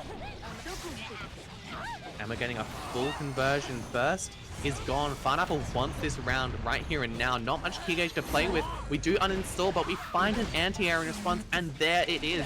Another key grab. Very favorable situation for Fart Apple, but what a turn of events. The overheads were blocked except the tap dust. Great recognition from Fart Apple. First round over to them. Now we're stuck in the Milia Blender. Probably going through the wall here. Yep. Send them on through. Already over half health. Gone. And we get out. Opens up with the 2K2D. Keeps the corner. Maybe a drop, but it's actually not too bad for Alistair. Drops the H-Disc, unfortunately, but the trade combo will be in Alistair's favor, and that is more than enough to secure that round. Round apiece here in game 1. Hell, these counter hit, or anti-air rather, 2S's from Fart Apple have been really working out well for them, but look at this, Alistair just running, just doing good mix, so to speak. Here we go, stuck in the corner though against Jealous Rage. YRC instantly not messing around with the F key pressure, and that install actually helping Fart Apple recognize which way to block. That said, still in a tough situation here. Full burst for Alistair and finds the opening with another JH. The same side low yet again, and Alistair taking game 1 in this losers 8th match.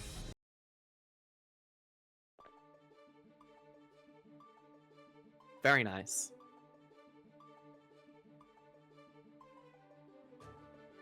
Alistair, as I said, don't see them too far in the bracket very often, but really, tonight is this guy's night, I think. Huge, huge upset over Bread earlier in the bracket, which we didn't get to see, unfortunately, but we are seeing Alistair's skill on full display here. Fart Apple again. Great choices on defense, but just getting opened up by a few too many mix situations.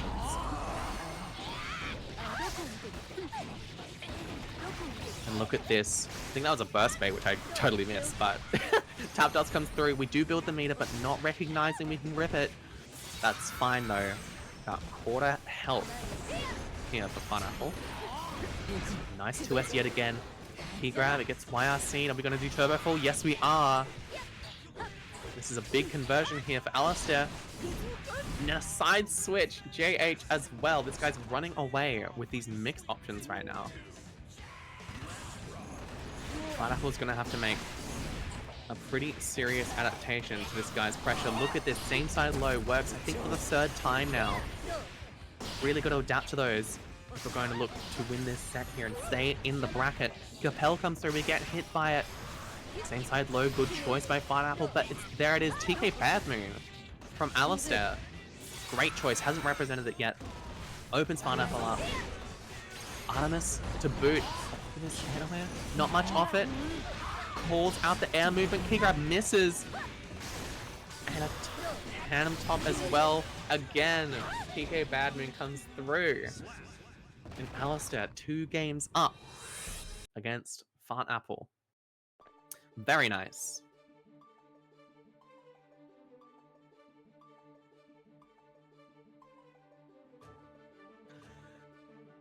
Plugging away here. If Alistar takes this game, he'll be moving on to fight YZ.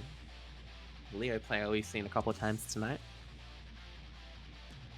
On the other loser's side of the bracket, we'll be seeing from Pesto against the winner of Aria Shark and Sublin. I think that match might have already been decided, but maybe the score's not updated. We'll see shortly, but Game 3, Alistar versus Fineapple. Fineapple needs some real magic to happen here if we're going to be seeing a reverse sweep from them. Aber, no slouch in terms of damage. Can really make it happen, and these anti-air 2S's, this is really Fineapple's most, how to say, rewarding option so far. Getting opened up by that same side load again though. It is hard, you've got to manage 2 other mix options that could come through at any time, but Alistar, like I said before, if it ain't broke, don't fix it. And Alistar is really using that to his advantage. Run up throw here for another mix situation. Tap Dust RC as well. Good recognition by Alistar. Good use of meter. And how are we going to use... Are we going to drop burst here? No is the answer. Instead we hang on to it, and we hang on to our life for the moment, but run up 6k, the unblockable, baby.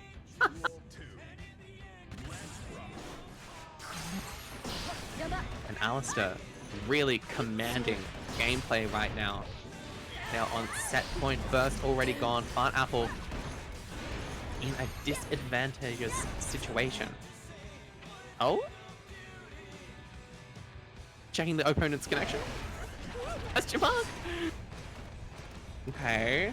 I think we might be playing on here. That's what it looks like from both players, but interesting little New Zealand internet moment happens. But here we go, Alistar. Opening after opening here. Send him through with the super, and what is Fineapple's response? Needs perfect defense and perfect offense following, but it's just the run up throw and the OTG 2S. Alistar BL. A convincing 3-0 over Fineapple, and Fineapple out of the bracket now at 7th place. Commendable run from them. Sent down to losers by Chadwick. Won 3 games in a row. Glacy, Pyroe, and Cat-Shaped Entity, but Alistar just on too strong of a run.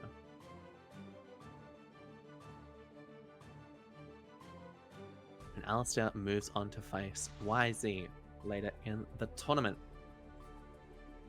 For now, we are seeing our next match. Again, losers 8ths. And we are seeing from Sublin on that Soul, taking the set 3-2 over Aria Shark. Another very strong up-and-comer Ramlathor. She made it to 9th this bracket, congrats to her, but Sublin now up against one of the strongest Potemkin players in our intermediate circuit. That is Pesto. Here we go, game 1 underway. Throw reset, not punished. Instead we drop the burst to keep the corner. Burst in response by Pesto as well. We are well and truly off to the races here. Big meter advantage here for Sublin. Now it's equal after that RC. Rips a PRC to keep themselves safe. Heavenly, get the hell out of dodge, and JD rips the raw Potemkin Buster. So it actually works out in their favor. Finds a 2K2D as well. You get grabbed again, and all of a sudden, all of your health is just about gone. Are we getting all of this? Yes, Heat Knuckle is enough to kill. That was literally like a 10% to 100% health disadvantage there. It would be 20% to 100%, but Pesto made it happen. 3 interactions, and Pesto won that round. Crazy stuff. But it seemed like Sublin was in the driver's seat. Fast RC, holding all this strike throw pressure. DP's egg, but... dude, why do they give Potemkin Buster armor, bro? Oh my god, that converts! Holy smokes. Send him to the wall.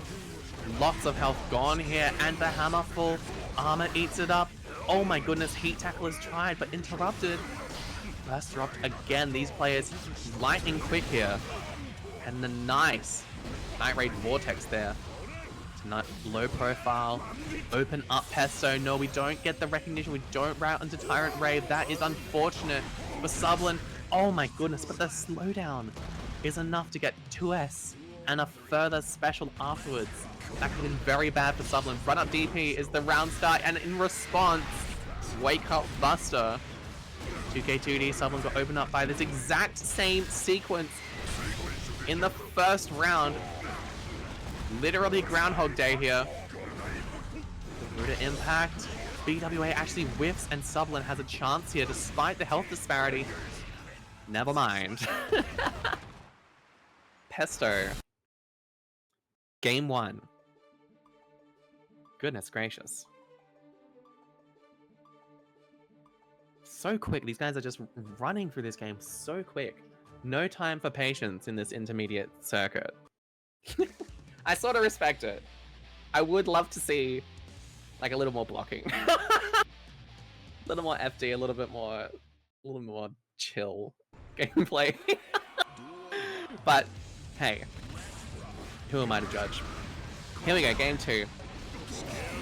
Dropping the burst instantly again. 5 seconds in. Pesto running Garuda pressure. 2K Garuda mashed out by Sublin, and burst is the response from Pesto as well. Tick throw, nice one from Sublin. Big counter hit 5H here. We get the full conversion. Yep, wall splat, Tyrant Rave. Send him on through.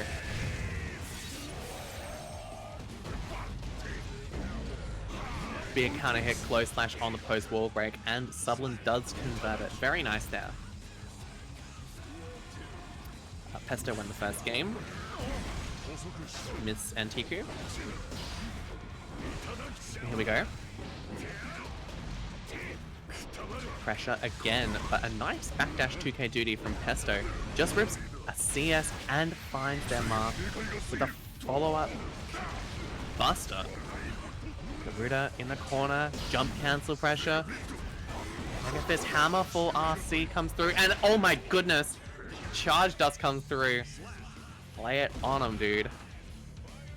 That's tough to hold, but Sublin, an opportunity to bounce back. The most active 2D of all time, by the way. Just reversal Potemkin Buster on Wake Up. And again, the 2K 2D, that same sequence that 3 times in a row. Nearly the full sequence there. Sublin makes it not the full sequence of the burst. Burst also gone in that time from Pesto as well. Heat tackle. Oh, tries a grab, but just too long in block stun. Not blocking on the Giganta though. Safe jab perhaps? Oh, not quite. Sublin Tyrant Rave does work out. Bandit Bringer finds its mark.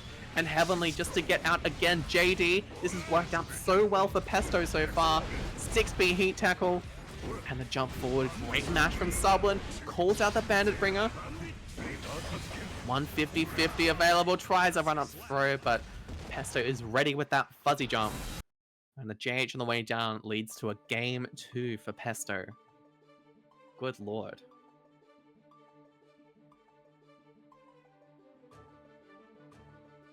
Whew. Goodness gracious.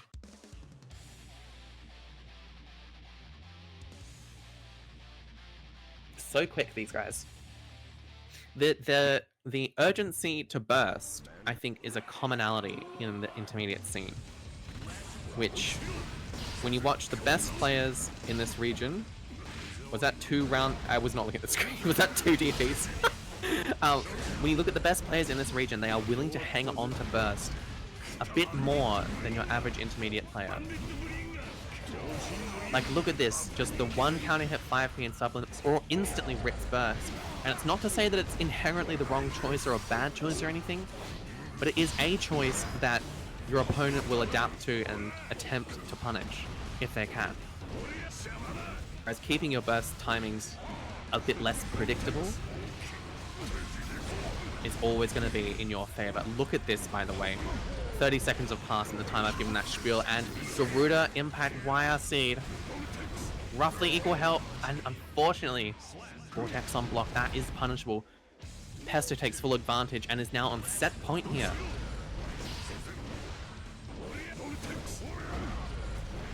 Trying to hit JD. Yup. Potemkin Buster as well. That was not a combo either. And that DP Sublin just absolutely sending risk reward to the wind. Big gold burst here for Pesto available.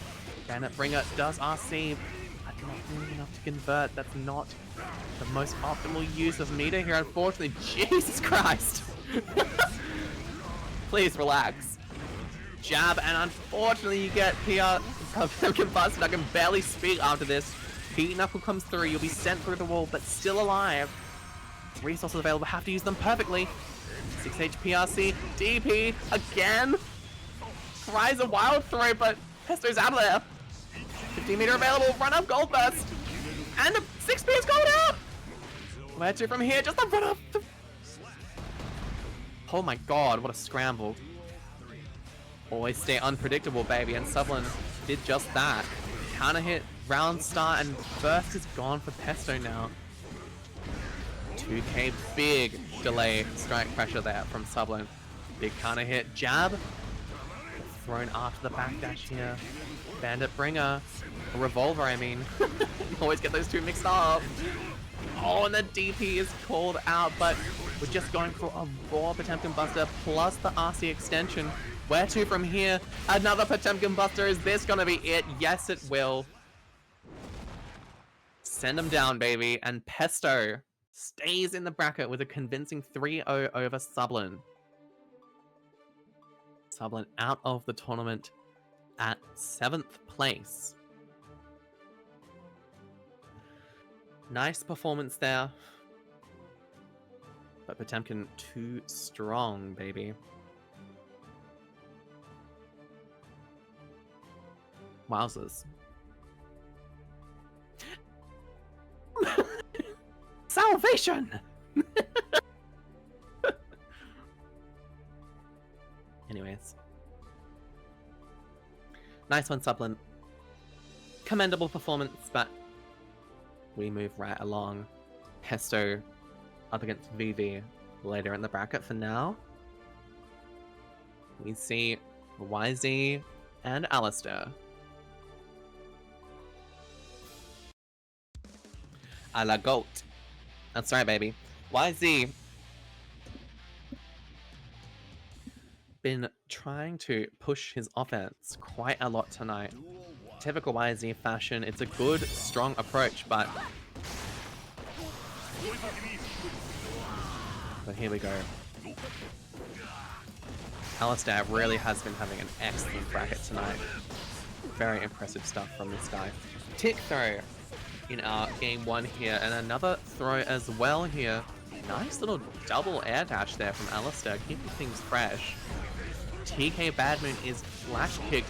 Tap does RC. Good recognition by YZ on the meter situation here. And look at that. Dash through BTK, unfortunately. Another whack change that Arxis made for this character. H-Disc, Oki. 100 meter to play with, but you'll get flash kicked again. Oh my goodness. Punish that, yep. RC to boot. I don't know if this is enough to kill. Amelia, can she take him to the wall? Hair car. H-Disc again, but a jab out is actually against YZ's favor. Alistair in the scramble. Taking that one.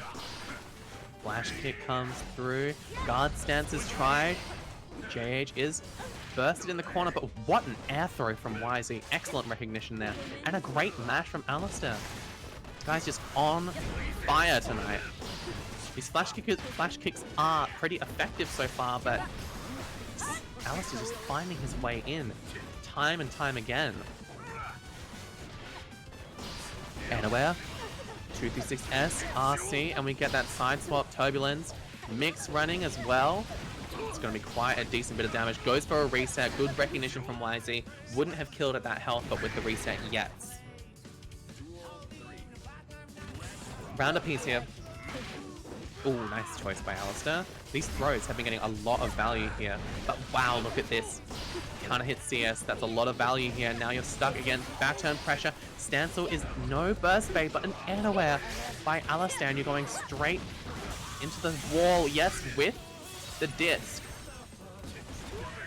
Here we go. Where to from here? Good patience by Alistar, I think, to just look for a reversal super or a flash kick.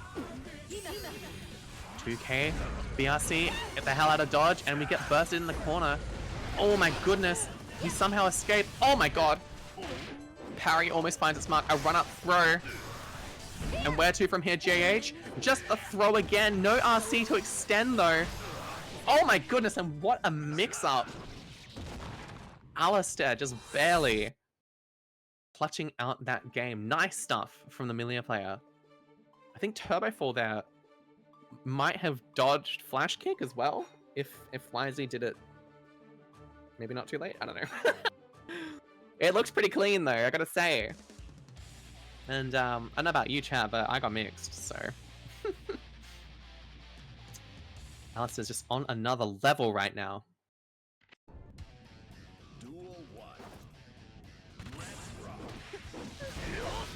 Okay, game 2. Alistar up 1, but in a tough situation already. Stuck in the corner against back turn pressure. Gets overnight with the overhead. Front turn super is the choice by YZ. Look at that health disparity. Wise a run up throw, but they punish. Keep it simple. Gatling pressure. RC as well. A little too much over-reliance on this parry, I think, from YZ. Just run the back turn pressure, baby. It ain't that deep. Now Alistar, yes, we have very little health, but a couple mistakes. Could be the end, never mind. A double jump, air throw. YZ forcing the situation. Nice choice by the Leo. Oh my god, and just these raw run up throws.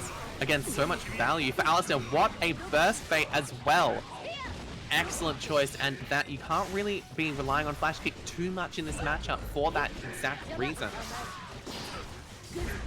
At points it has worked, yes, but in general, if Alistar's on point with these setups, you just can't be relying on your flash kick like that. Here we go, a perfect round from Alistar, that last one, by the way, and a counter hit JH. Sets the tone, guard stance, release, whiffs, and it calls out. Alistar calling out that flash kick with a counter hit 5H. This is really big. The 50% of your health taken away. Raw run up throw.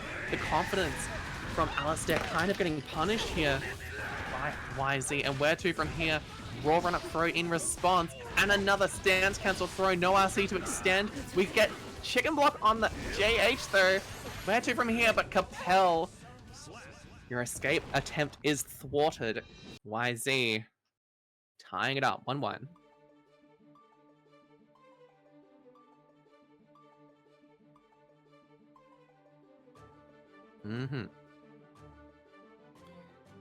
As I was saying, Alistar, yeah, lots of value off of these throws. Huge values. Why is he just not ready to respond quite so often? That last round, yes. Why has he got a backdash? And a nice punish which led to the game, but Alistar's still in this, baby. Still well and truly in the running for a podium finish, if not the whole damn tournament. It's a big ask, but this is YZ we're talking about, and it's Leo Whitefang. Oh my goodness gracious. The stance cancel may be looking for a burst, but Alistar doesn't bite, instead pays for it with most of his health. And what is it on Oki? Tap Dust is actually blocked by Alistar. Great recognition. Looks for a burst, but YZ showing the patience, the restraint that he needs to really tie it all together.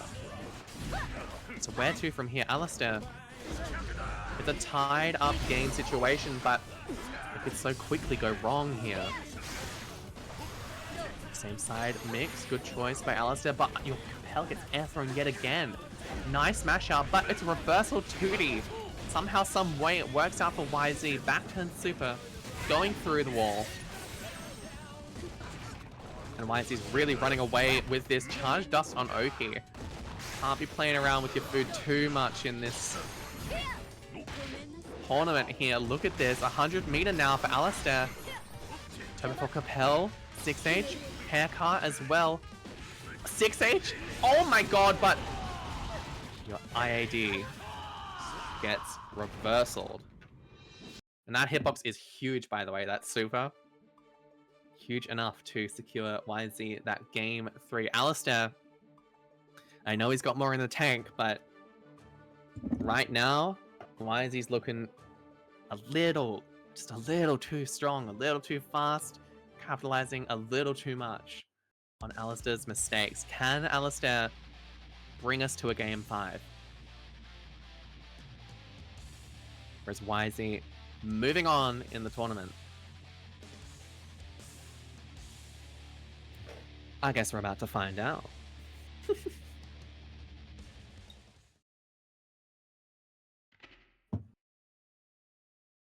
All right.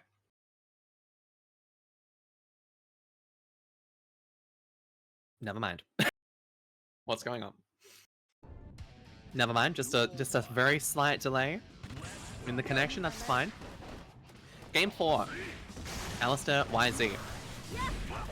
I want to see Alistair take us to a game 5. I'm really enjoying this set so far. I know you guys all are too.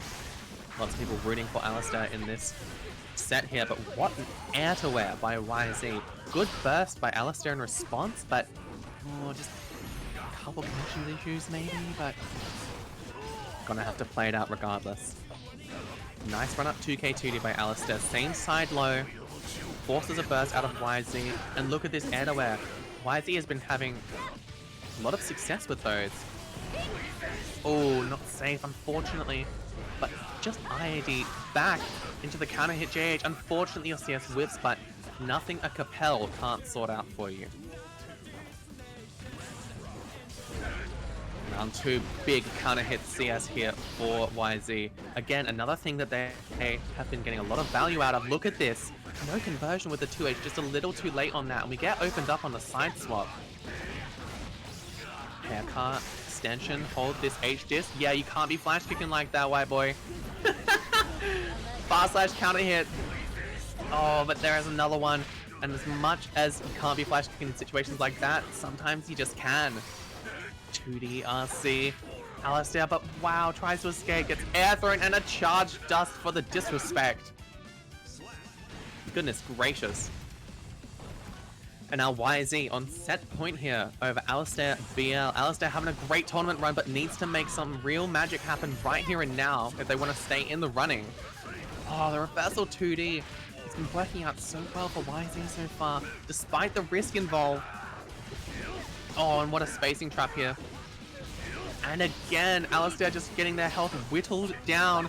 Run up 2D, tries to force the issue. 236 RC with a cross up. Good FDs and jump out from Alistair. Run up throw. This is his chance to make something really big happen. Cross up. No burst from YZ, but it's 2D RC yet again on reversal. And that's going to be enough for YZ to move on in the tournament. Alistair BL out at 5th place in Let It Ride, number 72. Well played. Both players, great set tonight. Alistair with an excellent, excellent run this bracket, but YZ just too on the ball with his conversions and a number of other options that Alistair just wasn't able to fully respond to. Alistair 5th place tonight in Let It Ride. YZ moves on to face the winner of, I believe, our next match, Violet and Pesto. And I just got my dinner, so like I'm gonna have a bite of dinner.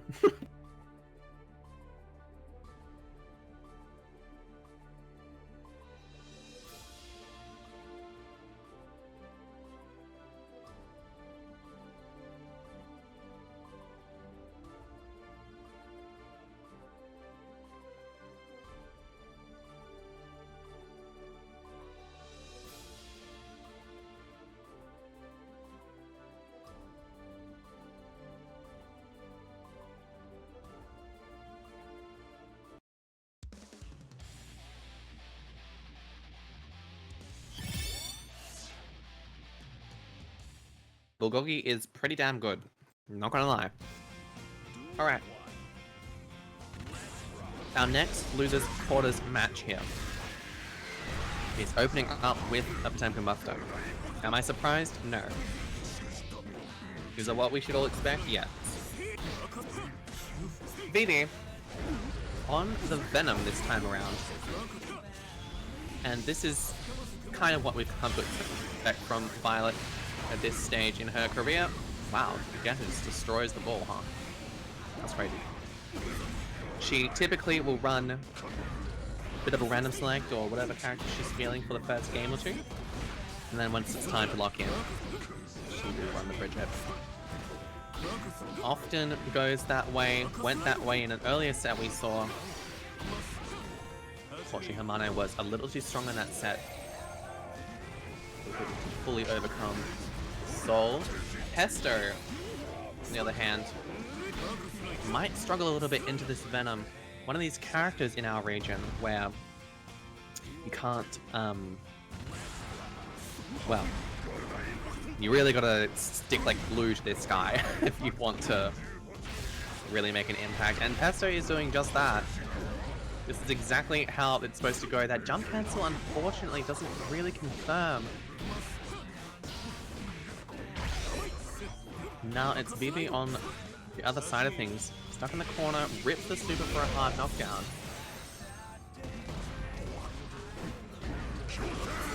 Nice pressure here, forces a burst on the Pesto. Looks for a stinger aim to flick, but Vivi just holding onto that one a bit too long. Heat tackle RC is the choice here, but it's blocked by Vivi, and suddenly you're back in the situation within seconds to go. Good flick here though from Pesto. Hammerfall, 2K2D, this is their chance. Nice opening up with the CS, but no conversion. 5H finds its mark. Oh my goodness gracious. Now PRC keeps Pesto in the game. Here we go, BWA pressure. Ball set, knockdown. Now you're stuck in the corner here. Almost a full conversion from Vivi through the wall, but not really enough. And now this is a very dangerous situation to be in, as Violet trying to fuzzy jump her way out of this situation. But there it is, Pesto fully identifying that habit. She's just constantly jumping, so you're going to get punished for it. Heavenly comes through, still with risk to boot, by the way. 2K2D, OTG as well. Nice counter hit fast slash from Pesto, I mean Vivi, but where to from here? Oh my god. Spacing, keeping the zoning, exactly what Vivi needs to do, but Hammerfall, baby. That's gonna do it.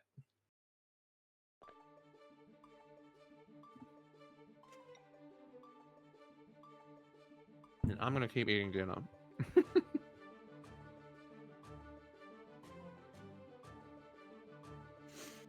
First game to Pesto. Vivi sticking with that Venom. All according to Keikoku.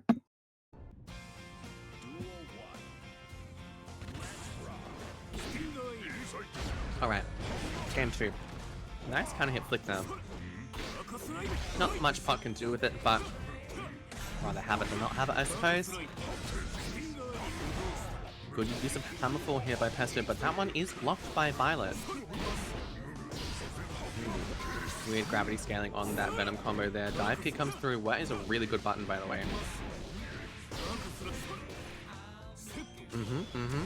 Rips it, sends them through with the super.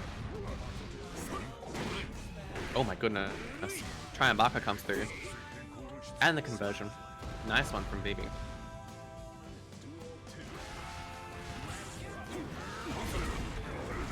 Start 2D, good choice by Pesto. Garuda tries a tick throw, but it doesn't work out for them.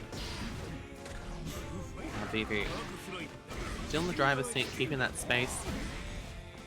Largely adapted to Hammerfall. Nice counter hit poke with fast slash. And a nice 30-net combo, that was quite nice. All set, same side mix. Send them through. Hammerfall. Fast RC. Finds the knockdown. And the Potemkin Buster. Just raw. Are we going to be seeing a burst out of Vivi? Maybe not. We've got a 100 meter and full burst to play with. YRC, unfortunately, spaced out to whiff, and Pesto claims that round for themselves. Oh, that's a big opener for Pesto in this round 3.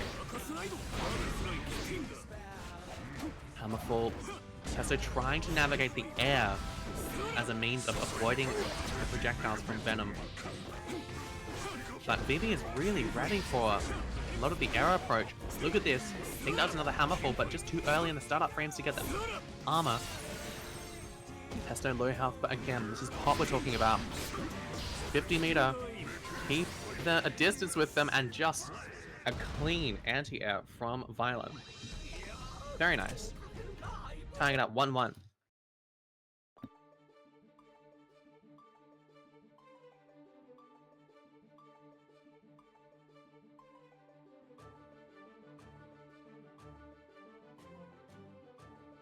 Okay. The Venom working out here for Violet. Pesto, their work cut out for them navigating neutral right now. Hydrate? I would, but my water bottle is empty. My bad, game. Please don't drown me. Game 3. That's much the same here. Poking with Fast Slash, keeping space with Stinger Aim. And Pesto pushing that boulder up that hill. We have been able to see Pesto get openings up like this. Brutal Impact comes through. Whitehead is backdash, and look at this. Unfortunately, Hammerfall just takes too long, and Vivi is able to recover, most commonly in time, to block the follow-up strike. Great spacing on that 2D. That has been Pesto's most valuable button so far, and a great Potemkin Buster. That's gonna close out the round. Okay, I have water now, by the way, so I will hydrate. Thank you. I am hydrated. Thank you, dear viewers, for considering my hydration health. Command grab for Venom. Nice B&B combo from Vivi. Stuck in the corner. No conversion though, but a fast PRC catches Pesto aloof. Rips super. Can we punish this? Not really. We're not in enough range for the 2D to connect. Pesto does have burst, but inadvisable to drop it right now unless the health situation really changes on a dime. It could, but counter hit 6p. Just not ideal. Nice flick from Pesto, and here we go. This might be the opening that justifies meter usage here. Still, oh my goodness gracious. JD comes through. It clashes with the 6p, but the follow-up special in Vivi's favor. Big counter hit JH there for Pesto, and a very nice Hammerfall as well, forcing Hammerfall entry when in mid-range rather than full screen. So much more effective for Pesto. Great adaptation, and now Vivi just one strike away from losing this game. Tries to open up space, counter hit 6p. Oh, and your command grab is fuzzy jump. Very nice from Pesto. They're up 2-1.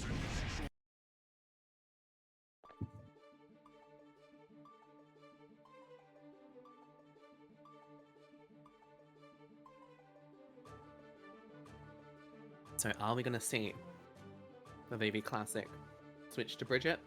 Could do. But that matchup in and of itself is actually a real boulder push for Bridget.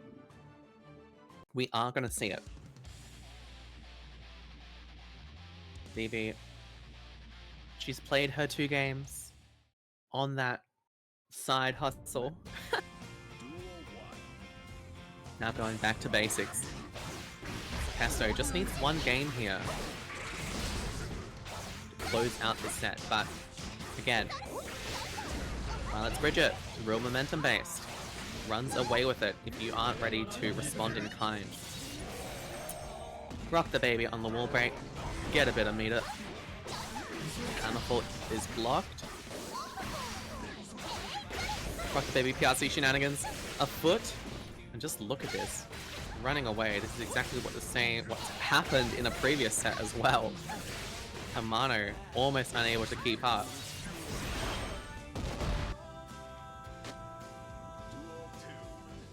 This beef bulgogi is so good. Yeah, it is really good.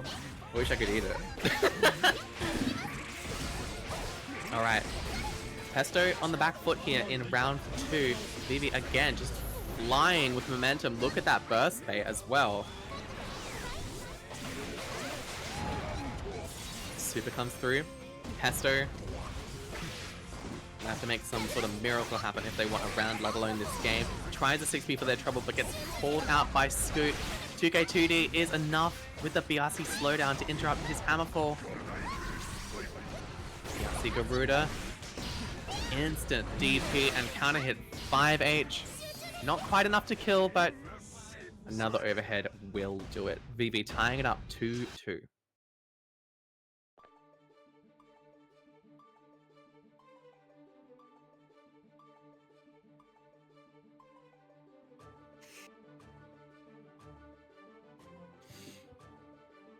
Alright, game 5 here.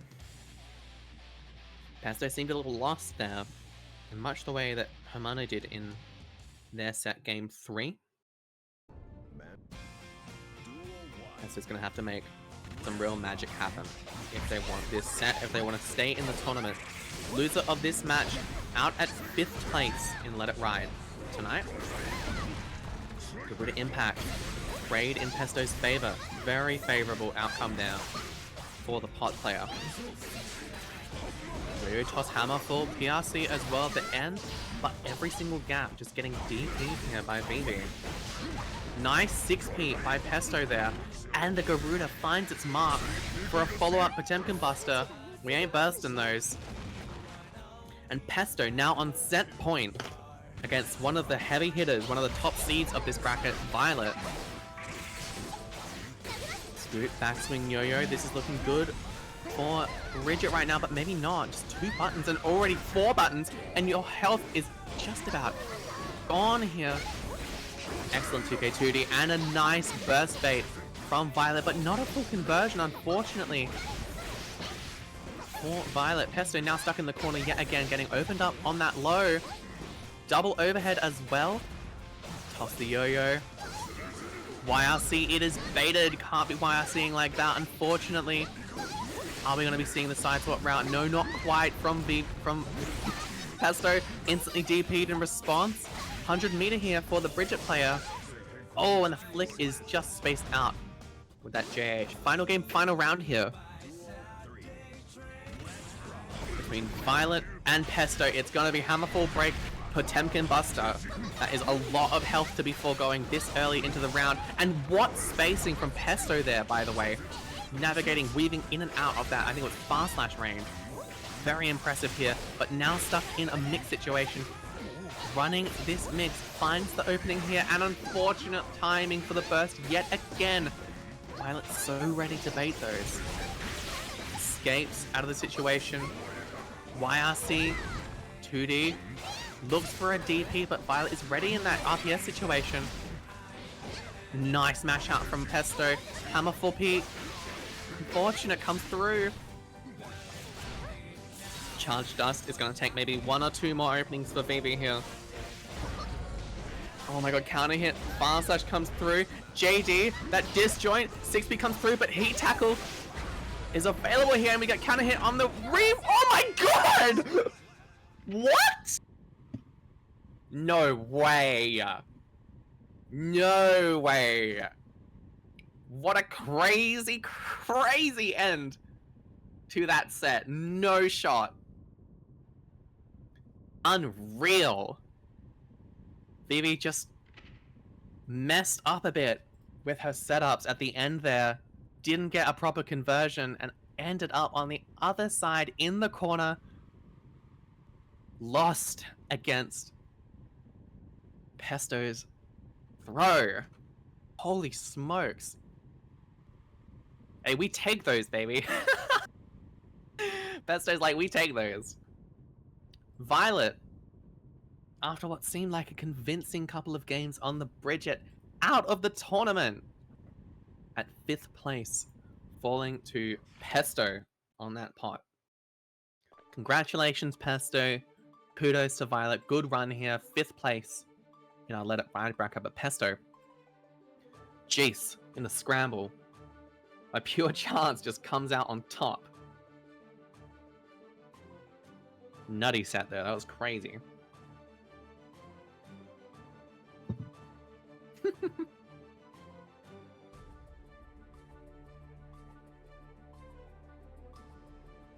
All right.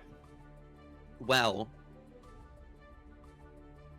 we are moving along here. We have 4 players left in our bracket out with that set.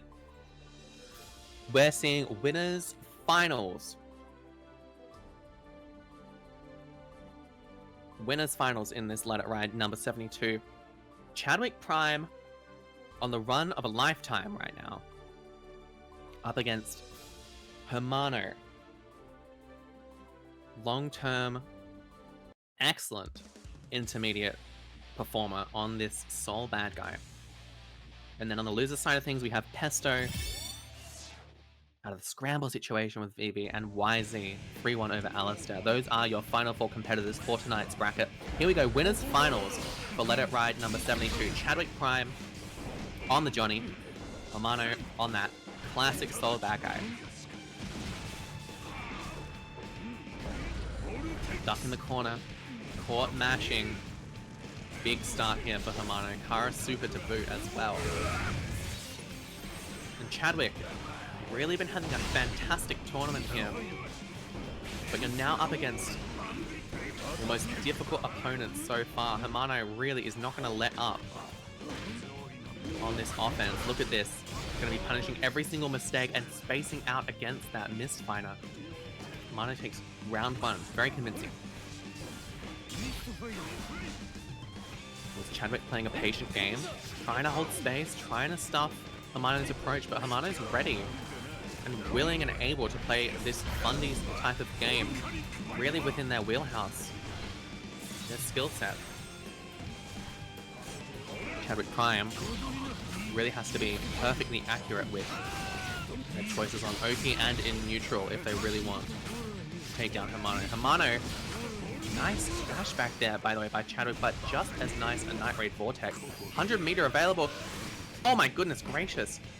Backdash BRC actually failed there, but 100 meter puts Chadwick Prime back in the driver's seat. Never mind, you get Proud on Backbone, and your backdash is called out with a throw of its own.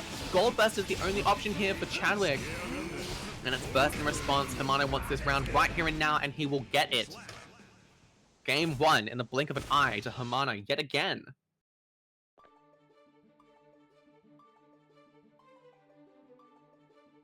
Good lord.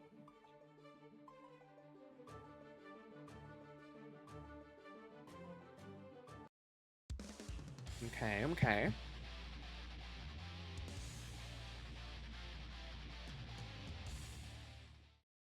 Chadwick. I want to see this guy get some games on the board. Keep up that Victorian pride. I believe he can do it too, but Soul Bad Guy is not one of those characters that you have too much regular practice against in OCE. Oh my goodness, what a shimmy from Hermano. Very nice there, good punish as well. Oh, and just a single JP into the wild throw. Very nice from Hermano. Such suffocating offense here out of Hermano. Chadwick Prime really got to sort of change the pace of the game that they are used to playing at if they want to keep up. And like I say, oh, Kami at far side. We burst those though. We want the round. Such a huge health disadvantage, and look at that. Just a jump in and a throw. That's going to punish really badly in this round too. No burst compared to Hermano's 100% burst. One up DP, and a third one finally. Chadwick Prime ready for it. Space Success tries and Senga for their trouble. As I was trying to say, Soul Bad Guy, not one of those characters you get much experience against anymore in this region. Used to have a fair few, but they've since sort of gone the way of the dodo. There's soldiers out there like Hermano holding strong and showing what a strong Soul Bad Guy looks like. But only in bracket. Look at that. Instant block on that TK Finer. Vortex as well. Great usage to close the gap and looks for a burst bait as well. Tries to throw, but Chadwick is ready for that one. Techs it. Oh my goodness gracious. Throw is called out. Air DP, this is Chadwick's chance to make something really big happen. But everything has to be perfect from here. Card toss, pop it, Night Raid Vortex, but you get back thrown in response. Looking for the burst. Excellent timing from Hermano. Jump over, and unfortunate turn of events. All came down to a single fast slash for Hermano. But that's the second game in their favor.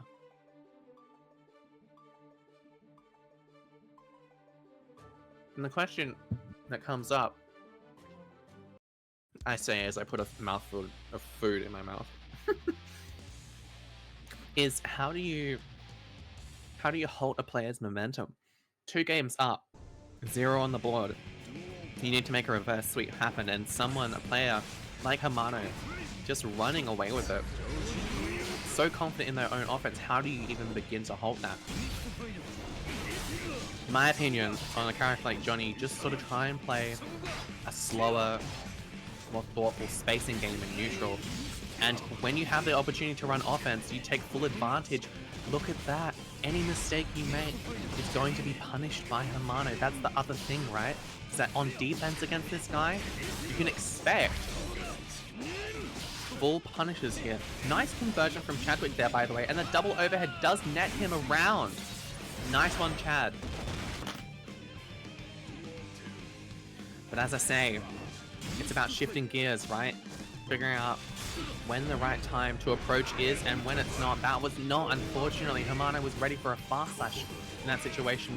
Backdash on the BRC overhead, but you get caught in the resulting situation. Fast slash, nice dash up throw. Good representation from Chadwick. And you're going to knock down to boot. Keep it space, run that space OP, toss another card, and you force a burst out of Hermano. Oh my god, what a DP though. Hermano been very happy just to rip DP. Oh no, and on defense you can't be throwing like that. Hermano's just been showing too many times that they are willing and able to punish meatless throw attempts. Now they're on set point here against Chadwick Prime, trying to book their ticket for winner's side in grand finals. Let It Ride number 72. Chadwick finds a knockdown. They have got a lot of work on their plate to get through here, but this is a good start. 60% health gone here for Hermano. And a nice 2S counter here as well. Full conversion, 5k just barely sliding against the wall. We route into super, and this is looking good for Chadwick. Post-wall break situation. How is Hermano going to use their resources? Here we go. Tries an air throw. The trade is unfavorable. A tech as well. And our burst gets baited here. Chadwick Prime on the board in winners finals. Very nice.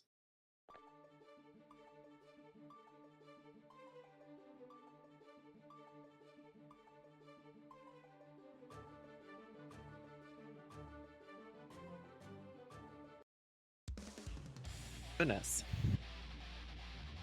Can we make it 2 games? That's the question. Chadwick, nice couple adaptations there. Trying to keep the space, running space Noki, trying to check Hermano on their approach a bit more consistently. That's what we like to see. These throws, though, unfortunately, this is really where Chadwick's losing. The most value here. It's tempting to go for throw occasionally, but Hermano's going to make full use out of this punish. Look at this, just 2 interactions came down, and Hermano back on set point like it was nothing.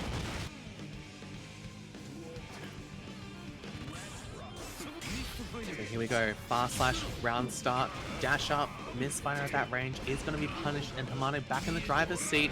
The wrong misfire maybe. Oh my goodness, BRC overhead is blocked for the first time, but we do force out the burst out of Chadwick, and we're stuck against the wall going through it now. One more counter hit is all Hermano needs. Can Chadwick Prime hold on to their health here? RC. And hold this strike through pressure into a wild throw. The RC to extend. Are we going to get the full conversion here? 6S Wild Assault. DP Splat, and there you go. Hermano taking the set 3-1 over Chadwick Prime to make it into winners side grand finals. Well played, both of those players. Chadwick still playing well. Let's not get it twisted. Got a game on the board against Hermano's serious opponent. Hermano's just looking too powerful right now. Hermano going into grand finals winners side. Chadwick Prime down to losers finals will face the winner of this next set, Pesto versus YZ.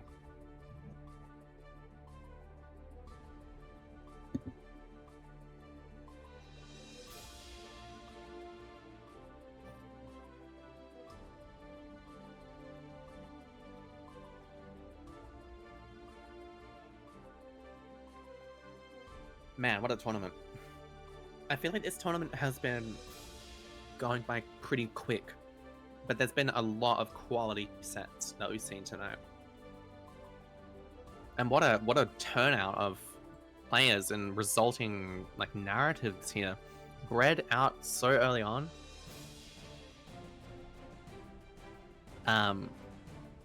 Arya Shark just barely missing top 8 as well. Alistair with an incredible run tonight. Huge shoutouts to Alistair.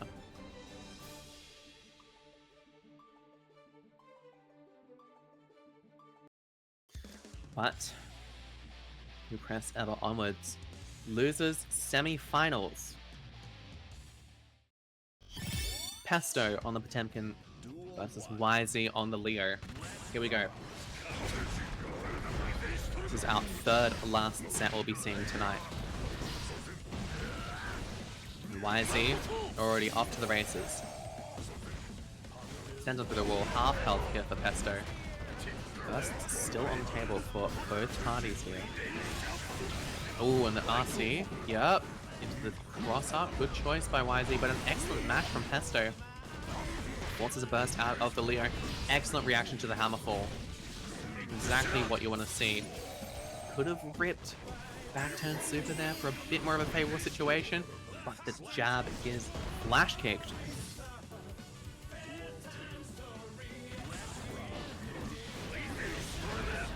Kind of hit to K and a run up throw, much like round 1 here. Pesto instead opts to burst early here.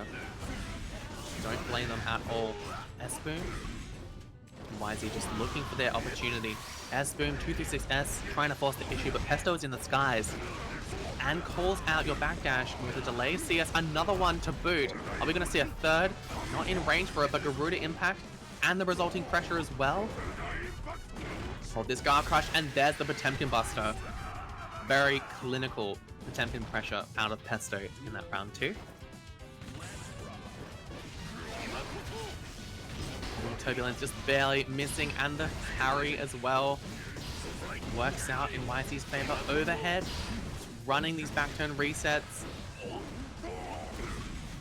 Dash through shenanigans here. Hammerfall comes through. Great block by Pesto.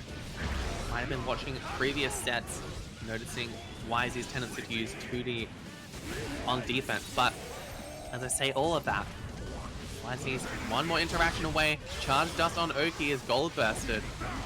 Giganta available now. Heat Tackle finds a knockdown. Where to from here? Hammerfall, Garuda, perfectly spaced here, but a flash pick comes through. Yep, 236 RC, cross up, that's the classic. And YZ takes game 1.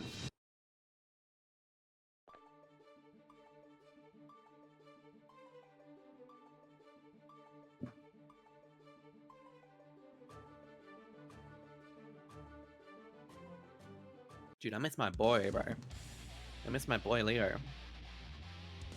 Maybe I'll go back one day. I did play Leo in bracket a little bit last night. That was a lot of fun. Seeing YZ run this character, 236S, RC, cross up, that's my shit, you know. Anyways, game 2 here. First, already gone for Pesto. YZ just playing a relatively safe neutral. Poking with 5H, running the standard corner pressure. 5k. Yep, there it is again. And same side mix here for YZ. Look at this pressure. It's just so much to deal with. Dash super. Major health disparity here. Looking bleak for Pesto, but that's better than what you could possibly ask for here. Counter hit 2S, and we get Potemkin busted. 100 meter available for YZ, and I just expect we're going to be seeing the reversal super. Yeah, there it is. Got to be conscientious of those ones. YZ taking full advantage. Nice reversal Potemkin buster. Good choice. YZ has been pressing the issue on Oki quite a bit. So good choice by Pesto to press PB at that range. Leo dashing the wrong way. So that's my top tier, baby. Hammerfall unfortunately gets stifled by the double S-boom hit. It's a really good tool that Leo has against this character in particular. Oh wow, but your tick throw gets called out, and we're getting Heavenly to boot. This is gonna do hella damage. Kill if not RC. Nope, not even need it. Excellent confirm from Pesto. Big counter hit 2D. And another counter hit 5H, but it was just the very edge. Not quite in range to confirm. Good guard stance by YZ. It's one tool that he's been underutilizing just a little bit, I think, but you also can't spend too much time messing around with guard stance. Because there are more pressing issues, as you can see. Look at this. Pesto. Hammerfall whiffs. Tries a Hammerfall. In response, gets crossed up Heavenly just to get out, but the BTP actually interrupts Pesto's attempt to escape, and suddenly it's anyone's game. Jump up, tries an air throw for their trouble. Jump JH, I mean, and you get anti-ed with the 2H. Unfortunate sequence for Pesto, but why is he coming out on top yet again? Up 2 games.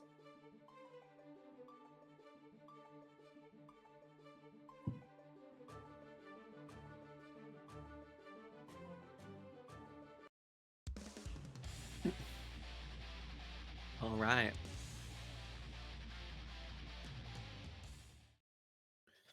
Game 3. YZ in the driver's seat. Pesto. Okay. That's the PI classic. Yup. Alright. Maybe a third? Never mind, just calling that out. Oh my god. Yeah, there's nothing much to say about that round. That was a Potemkin round if I ever saw one. Round start flash kick is just not advisable, is it?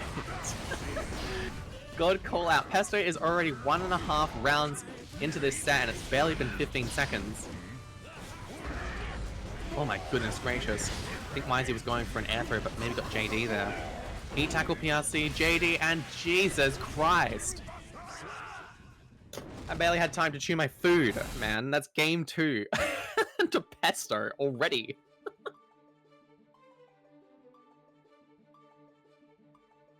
Holy cow. I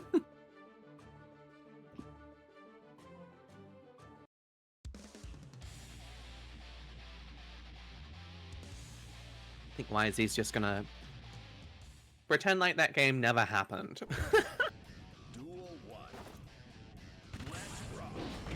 That's what I would do. Oh, okay.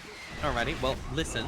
We do need to learn from our mistakes at times in our lives. Okay.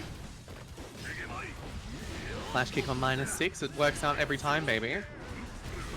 Good mashup by Pesto, and a 2D RC comes through for YZ.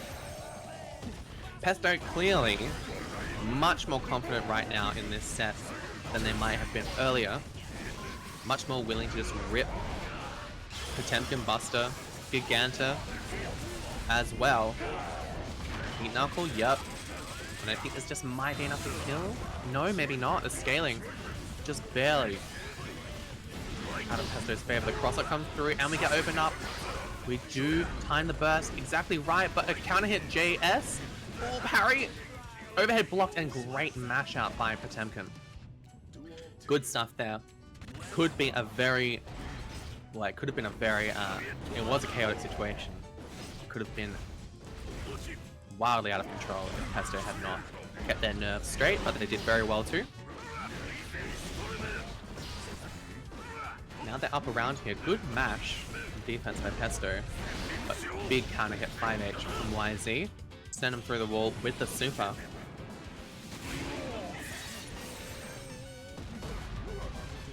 And this is looking good for YZ. Yep, do it again. I'm not even sure this is enough to kill. It's Potemkin. Yep. But that's fine. Can we do cross up on Oki? Never mind. My bad game. YZ on set point here. Pesto really needing another explosive round, and YZ knows it. Backdashes on round start and forces a burst out of Pesto. This is a big counter hit JH though. Slidehead looks for a stray knockdown. 2D is weirdly spaced, unfortunately, and unfortunately your burst gets read and baited, and your flash kick too. See you on the other side. Pesto ties it up 2-2 in losers semifinals. Oh yeah.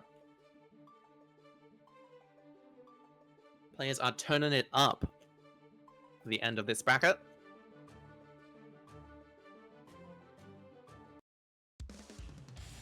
A couple critical reads from Pesto in that last round secured that game and secured a chance at third place or more.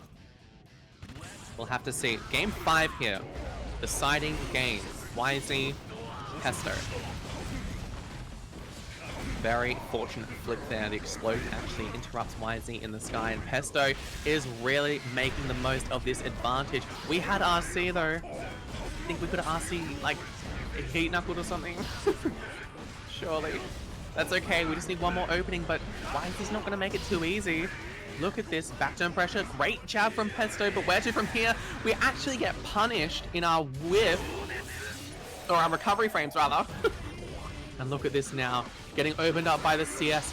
Very fortunate burst there. Good, very timely. Just let it whiff. Okay, never mind, that's fine.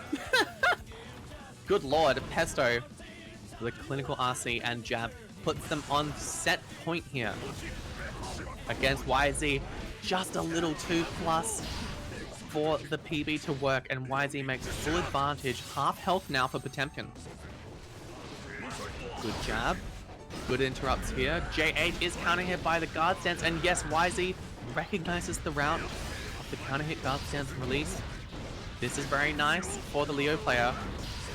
5K not really in range though. It's a real shame. Reprise a Hail Mary Potemkin Buster, but YZ not in range. Final game, final round situation here. YZ versus Pesto. And it starts off with a raw Potemkin Buster. This is exactly what Pesto needs. Big counter hit 5H. Burst is now forced out. Again, 2+ for a follow-up throw. Gigantic is oh my god, just the raw PB. We have RC to extend charge just as well. And the heat knuckle to boot. Pesto winning 3-2 over YZ. Holy hell. Crazy set, but the pot player comes out on top yet again, baby. Excellent performance by Pesto. Unsure of their all-time highest placement in our intermediate bracket, but this is certainly up there for sure.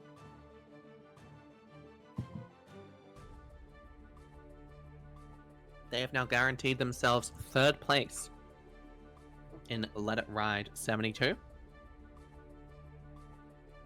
YZ out at 4th. Was really well played by both, but Pot just getting just a bit too much reward for it to really be enough to come back from.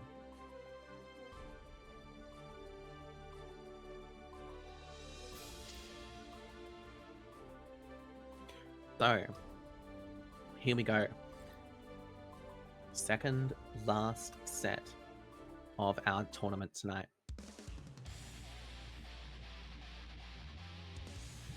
Pesto versus Chadwick Prime on a character I've never seen this guy run before, Nagore Yuki. Didn't know he had one of these, but seems about right for a Johnny player to play another samurai wielding character. Have to see if it's enough to defeat Pesto. So far, looking like Pesto's favor for sure. Tries fast PRC Buster, but actually the backdash, fast PRC works against them in that case. Burst is dropped by Chadwick. Chadwick has barely had a chance to play here. Again, Fugio forward, interrupted. Hold this Giganta, and 2D is in range. We are PRCing forward here, but is it enough to block? Yes, it is. Of course it's the Potbuster. Never mind a close slash, it's gotta be the command grab. Oh my god. Kara Potbuster round start. Pesto is feeling it right now. Total confidence. Kara, what's that button called? I've been saying all night. Garuda. Oh, and a Hammerfall as well. And this game is just going so quickly. Chadwick Prime somehow blocks the tap dust, but look at this. Another Potbuster. Pesto is flying away with it. Completely riding the momentum of that win over YZ, and game 1 goes to Pesto.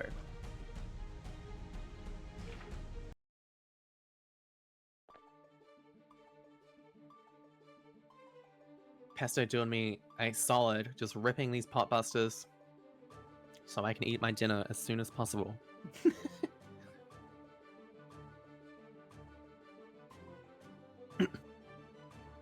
We will see if that Nago pick was just a flash in the pan from Chadwick.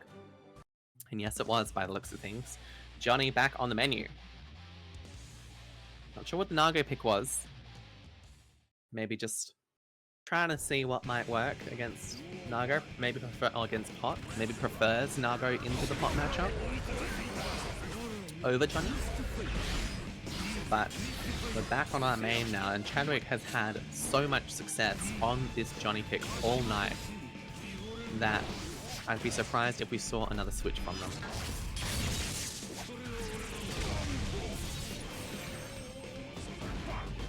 Here we go, Pesto, roughly a third health, but you get back thrown for your trouble.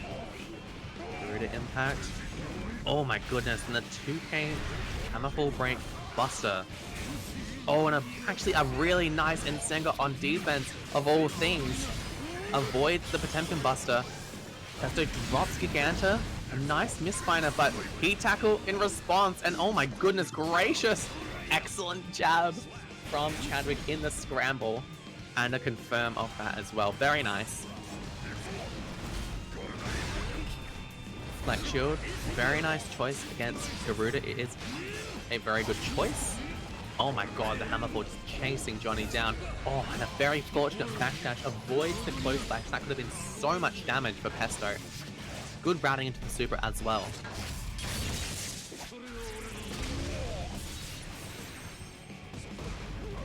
Other side of the wall.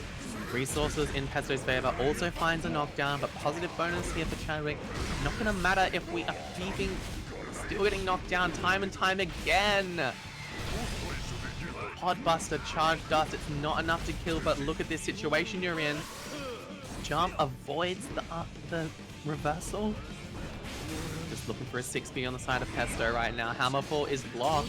You get knocked down for your troubles. Hard pop, this is maybe Chadwick's chance, but no. Hammerfall armor says no to that.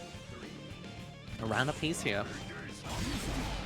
And again here, Pesto, so much value out of these Hammerfalls, but look at that back throw. So much confidence from Chadwick there. Forces a burst out of Pesto. Resources up for Johnny.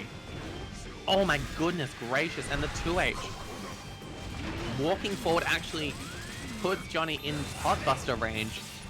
Disaster here for Chadwick, but maybe not entirely. We do have resources to play with. How are we going to use them? Counter hit JH into the Giganta Kai and the Heat Knuckle. Would this be enough to kill Johnny Guts? Not going to be enough. Pesto takes that game, putting them 2 up over Chadwick Prime.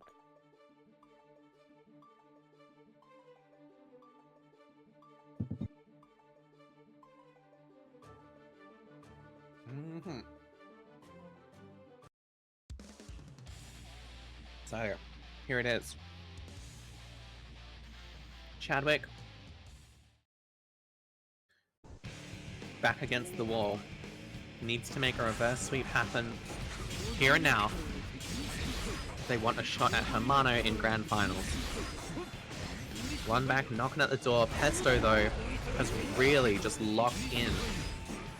Ever since their set with Sublin, I reckon. And further consolidated with their set with Vivi. Pesto's just been absolutely cooking. Nice backdash on the Garuda by Chadwick, and good health advantage as well. Nice Joker trick. Send them through the wall. Not quite. Dash forward throw is the choice by Chadwick. Could be the start of the momentum shifting in favor of Chadwick. But it's a lot to ask. Potemkin, one of these characters, man, where one grab and it just feels like it slips out of your control so quick. Look at this. Pesto constantly utilizing his hammer fall to extremely good effect. Armoring through a poke from Chadwick in neutral and then finding their way in, running their Oki, running Garuda pressure. Again, heat tackle as well. Super comes through in a similar situation to last game. Reversal, it's dodged, but it's RC on the heat tackle, and that round going to Pesto, putting them on set point here in losers finals against Chadwick Prime. Is this the end of Chadwick's run? He's had a fantastic intermediate run so far, but Pesto is just time and time again consistently calling out Chadwick with these hammerfalls in neutral. It's enough. Almost enough. That fast slash was just in time to defeat it. Chadwick, I think, does not want to say goodbye here. I know they've got another game in them at least, but look at this. Pesto, a counter hits Diaz, and it's just one more interaction. Tap Dust is blocked. Excellent choice. Excellent reactions from Chadwick. 2K finds the mark, but not enough to kill. 50 meter available for Pesto. Where to from here? And the 5H trades with the Johnny 6K. And Pesto, a pretty clean 3-0 over Chadwick Prime, Victoria's own Johnny Main. Wow. Great set there. Huge congratulations to Chadwick Prime on third this tournament. Really impressive stuff from the Johnny Main. Love seeing newish intermediate players come through and put on such a good performance. Big shoutouts Chadwick, big shoutouts Pesto, who is now on losers' side of Grand Finals. Up against easily the most commanding, strongest player we have in this bracket tonight. That is Hermano on the Soul. Hugdro, thanks so much for the raid. Welcome all raiders. You are just in time to see Grand Finals of our intermediate bracket down here in Australia, in the OCE region. Hermano on the Soul Bad Guy versus Oops' own Pesto on the Potemkin. This is Grand Finals here. Hermano winner's side, Pesto losers. This is a huge, momentous moment in this bracket right now. Pesto really locked in so far, but Hermano's been so strong all bracket. I want to see a reset out of these two, but Hermano just might be too powerful. Look at this. Single JP into the wild throw, and already your health is down to about 20, less, 10%. Nice jab from Hermano. Going in at the full conversion. Fafnir, no wild assault to convert, but that's fine. Just a single reset. And that's a perfect round to start off these Grand Finals. Gunflame, very nice use. Anti-air Pesto there. Stuck in the corner. Nice little jab attempt, but Hermano so clean with their spacing game. And this is really one of the most impressive things. Oh, excellent patience on the burst by Pesto, by the way. Goodness, one of the most impressive things about these intermediate players down here in OCE is just their consistency. Hermano, such consistent spacing traps, excellent strike throw pressure as well. Just shimmying out of the way of the Heavenly Escape. Reset to neutral. Tries a random charge dust for their trouble. Wouldn't be an intermediate bracket without it. And oh my goodness, look at that spacing on 6S. 2 perfects in a row by Hermano in this game 1. Commanding start for grand finals. As I was saying, welcome everybody. If you're new to this stream, we are Antiku FGC. We run a whole host of tournaments down here in the Oceania region, but primarily Guilty Gear Strive. And what you're watching right now is our intermediate bracket, Let It Ride. This is the 72nd bracket. We have been doing this for a while. And I'm continually impressed with the players down here. Hermano, regular participant in these brackets, as is Pesto. But Hermano's almost up for intermediate retirement at this point, I think. Way too solid of a player, way too commanding, dominating in their offense. Look at this, and the way they navigate neutral as well is just so impressive here. Pesto has their work cut out for them, but in saying that, Pesto's been finding some really great opportunities on this Potemkin against a wide variety of opponents tonight. And calls out a backdash as well, Pesto. The follow-up Garuda is enough to secure that round. Very nice showing from Pesto in this round 1. Game 2, counter hit fast slash here for Hermano. Does retain the resource advantage, I didn't say last round, but they've got full burst compared to Pesto's now 50. They've got 50 meter as well to boot. How are they going to use it? Nice Bandit Revolver to punish the... What was that insane punish, by the way? That was like pixel perfect. Spacing there. Holy smokes. Yeah, these intermediates are crazy. The intermediate players were not this good when I was just sub now, let me tell you. Timely burst from Hermano. Bandit Revolver not RC'd. Decides to just lay the RPS out. Pesto not bursting, good choice. It's just a 6H from Pesto. Now Pesto with the resource advantage. Going into this round 3, ideal, but look at this. Hermano knowing when to press the advantage. Delay fast slash forces the burst out of Pesto, and we're back to even Stevens now. Bit more meter on the side of Hermano, but just playing neutral. Nice air to wear from the Soul bad guy. Fafnir splat. Hold this Tyrant Rave as well. Pot's got 50 and the guts to boot, but look at this. These jump ins from Hermano are just unstoppable right now. Game 2 in Hermano's favor, and it's looking like we are not going to see a reset tonight at this rate. Hermano just too clean with it. And Pesto, for as great a run as they've had tonight, it just might not be enough to overcome this performance from Hermano. I want to see it. If we see a reset right now, reverse sweep into the reset, that would be hype as hell, but it's just looking like we'd need a miracle for that to happen. Game 3, potentially the tournament game here between Hermano and Pesto. Jab on Pesto's jump out in the corner. Its burst is gone for Pesto. DP is whipped, but you just rip it again. The Soul Bad Guy classic right there. And the full conversion as well. DP comes through. JD send them through the wall. And look at this. Hermano almost with 50. Looking for a Bandit Revolver. Yes, there it is. Double overhead. Good blocks from Pesto and a good punish on the whip 6H as well. These blocks and this DP, this defense from Hermano.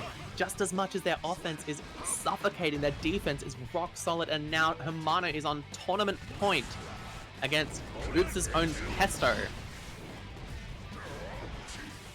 Where to from here? Excellent tech from Pesto and a great hammer fall to deal with the 6H. BWA pressure finds a knockdown. Pesto needs to convert this into an advantage, and they do. Potemkin Buster comes through. Now we've got meter to play with. Tries a tick throw, but Hermano's ready for that one with the backdash. Oh my goodness, Deflect Shield deals with that backdash BRC that we've been seeing all night from Hermano. And a Pot Buster. Plus a Charge Dust. Pesto fighting back. Barely clinging on to life in this tournament set here. One more round is all Hermano needs, but Pesto doesn't want to end it here. They want that reset. Tab Dust RC is the choice from Hermano. Pesto under half health here. They have to play this so perfectly. Slide head. Just poking in neutral, and the hammer fall. It's been working out so well for Pesto. CS catches the backdash. Hermano's burst is gone, but your jump in gets 6P'd. And now look at this. Play the resource game perfectly. There it is. Burst is gone. Very timely from Pesto. Hammer fall yet again. So much value out of this. Oh, and just barely covers their tracks with the PRC 6P. And the empty jump into Potemkin Buster. Pesto fighting back. In a crazy game 3 there. It all looked all but sealed and delivered. But Pesto, with a timely couple of Potemkin Busters and some great defense, hangs in there.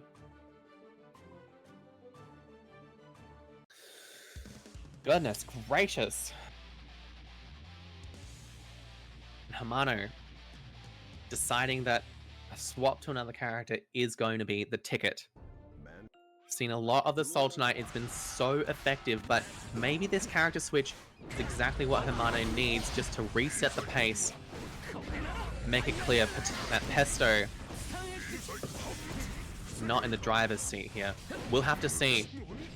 Also on the player who switched characters to be ready to switch on a dime like that. This is the first time we've seen Hermano's Kai all night. BRC overhead, no conversion. Oh my goodness, but caught out on defense. Pesto, critical PRC there. With 6P from Hermano. YRC is called out after the CS, and look at this. Full Sacred Edge conversion. Post wall break, where to from here? And oh my god. Hot Buster on defense right after the 5K Oki. Pesto's hanging in there. Oh, excellent reaction flip there.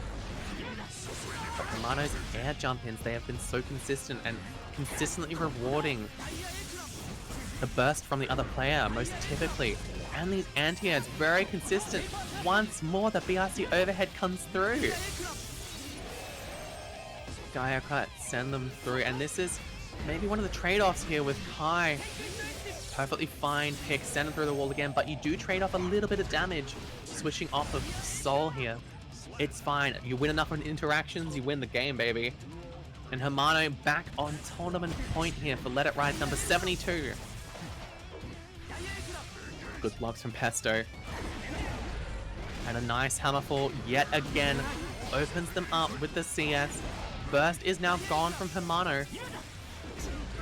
And an excellent 6P out of Pesto. DP comes through, forces a burst out of Pesto in the resulting situation. And now look at this. Oh, another BRC overhead. It's just so powerful here. Constantly working out for Hermano. Pesto has to make a miracle happen. Hammerfall. Oh, and what a 6P here. One more interaction, and of course it has to end with the BRC overhead. Hermano, your winner of Let It Ride number 72. Congratulations to Hermano. Of course it had to end with the BRC overhead. That technique that has been netting Hermano so much value against so many opponents this bracket. Such impressive gameplay from Hermano. Well done. Also, congratulations to Pesto. A phenomenal run for the pot player here in our intermediate bracket. And congratulations to our entire top 8 and everyone who played. Some amazing runs, some amazing upsets in this bracket tonight. Tonight was a real great watch. So go back, check out the VOD once it's up.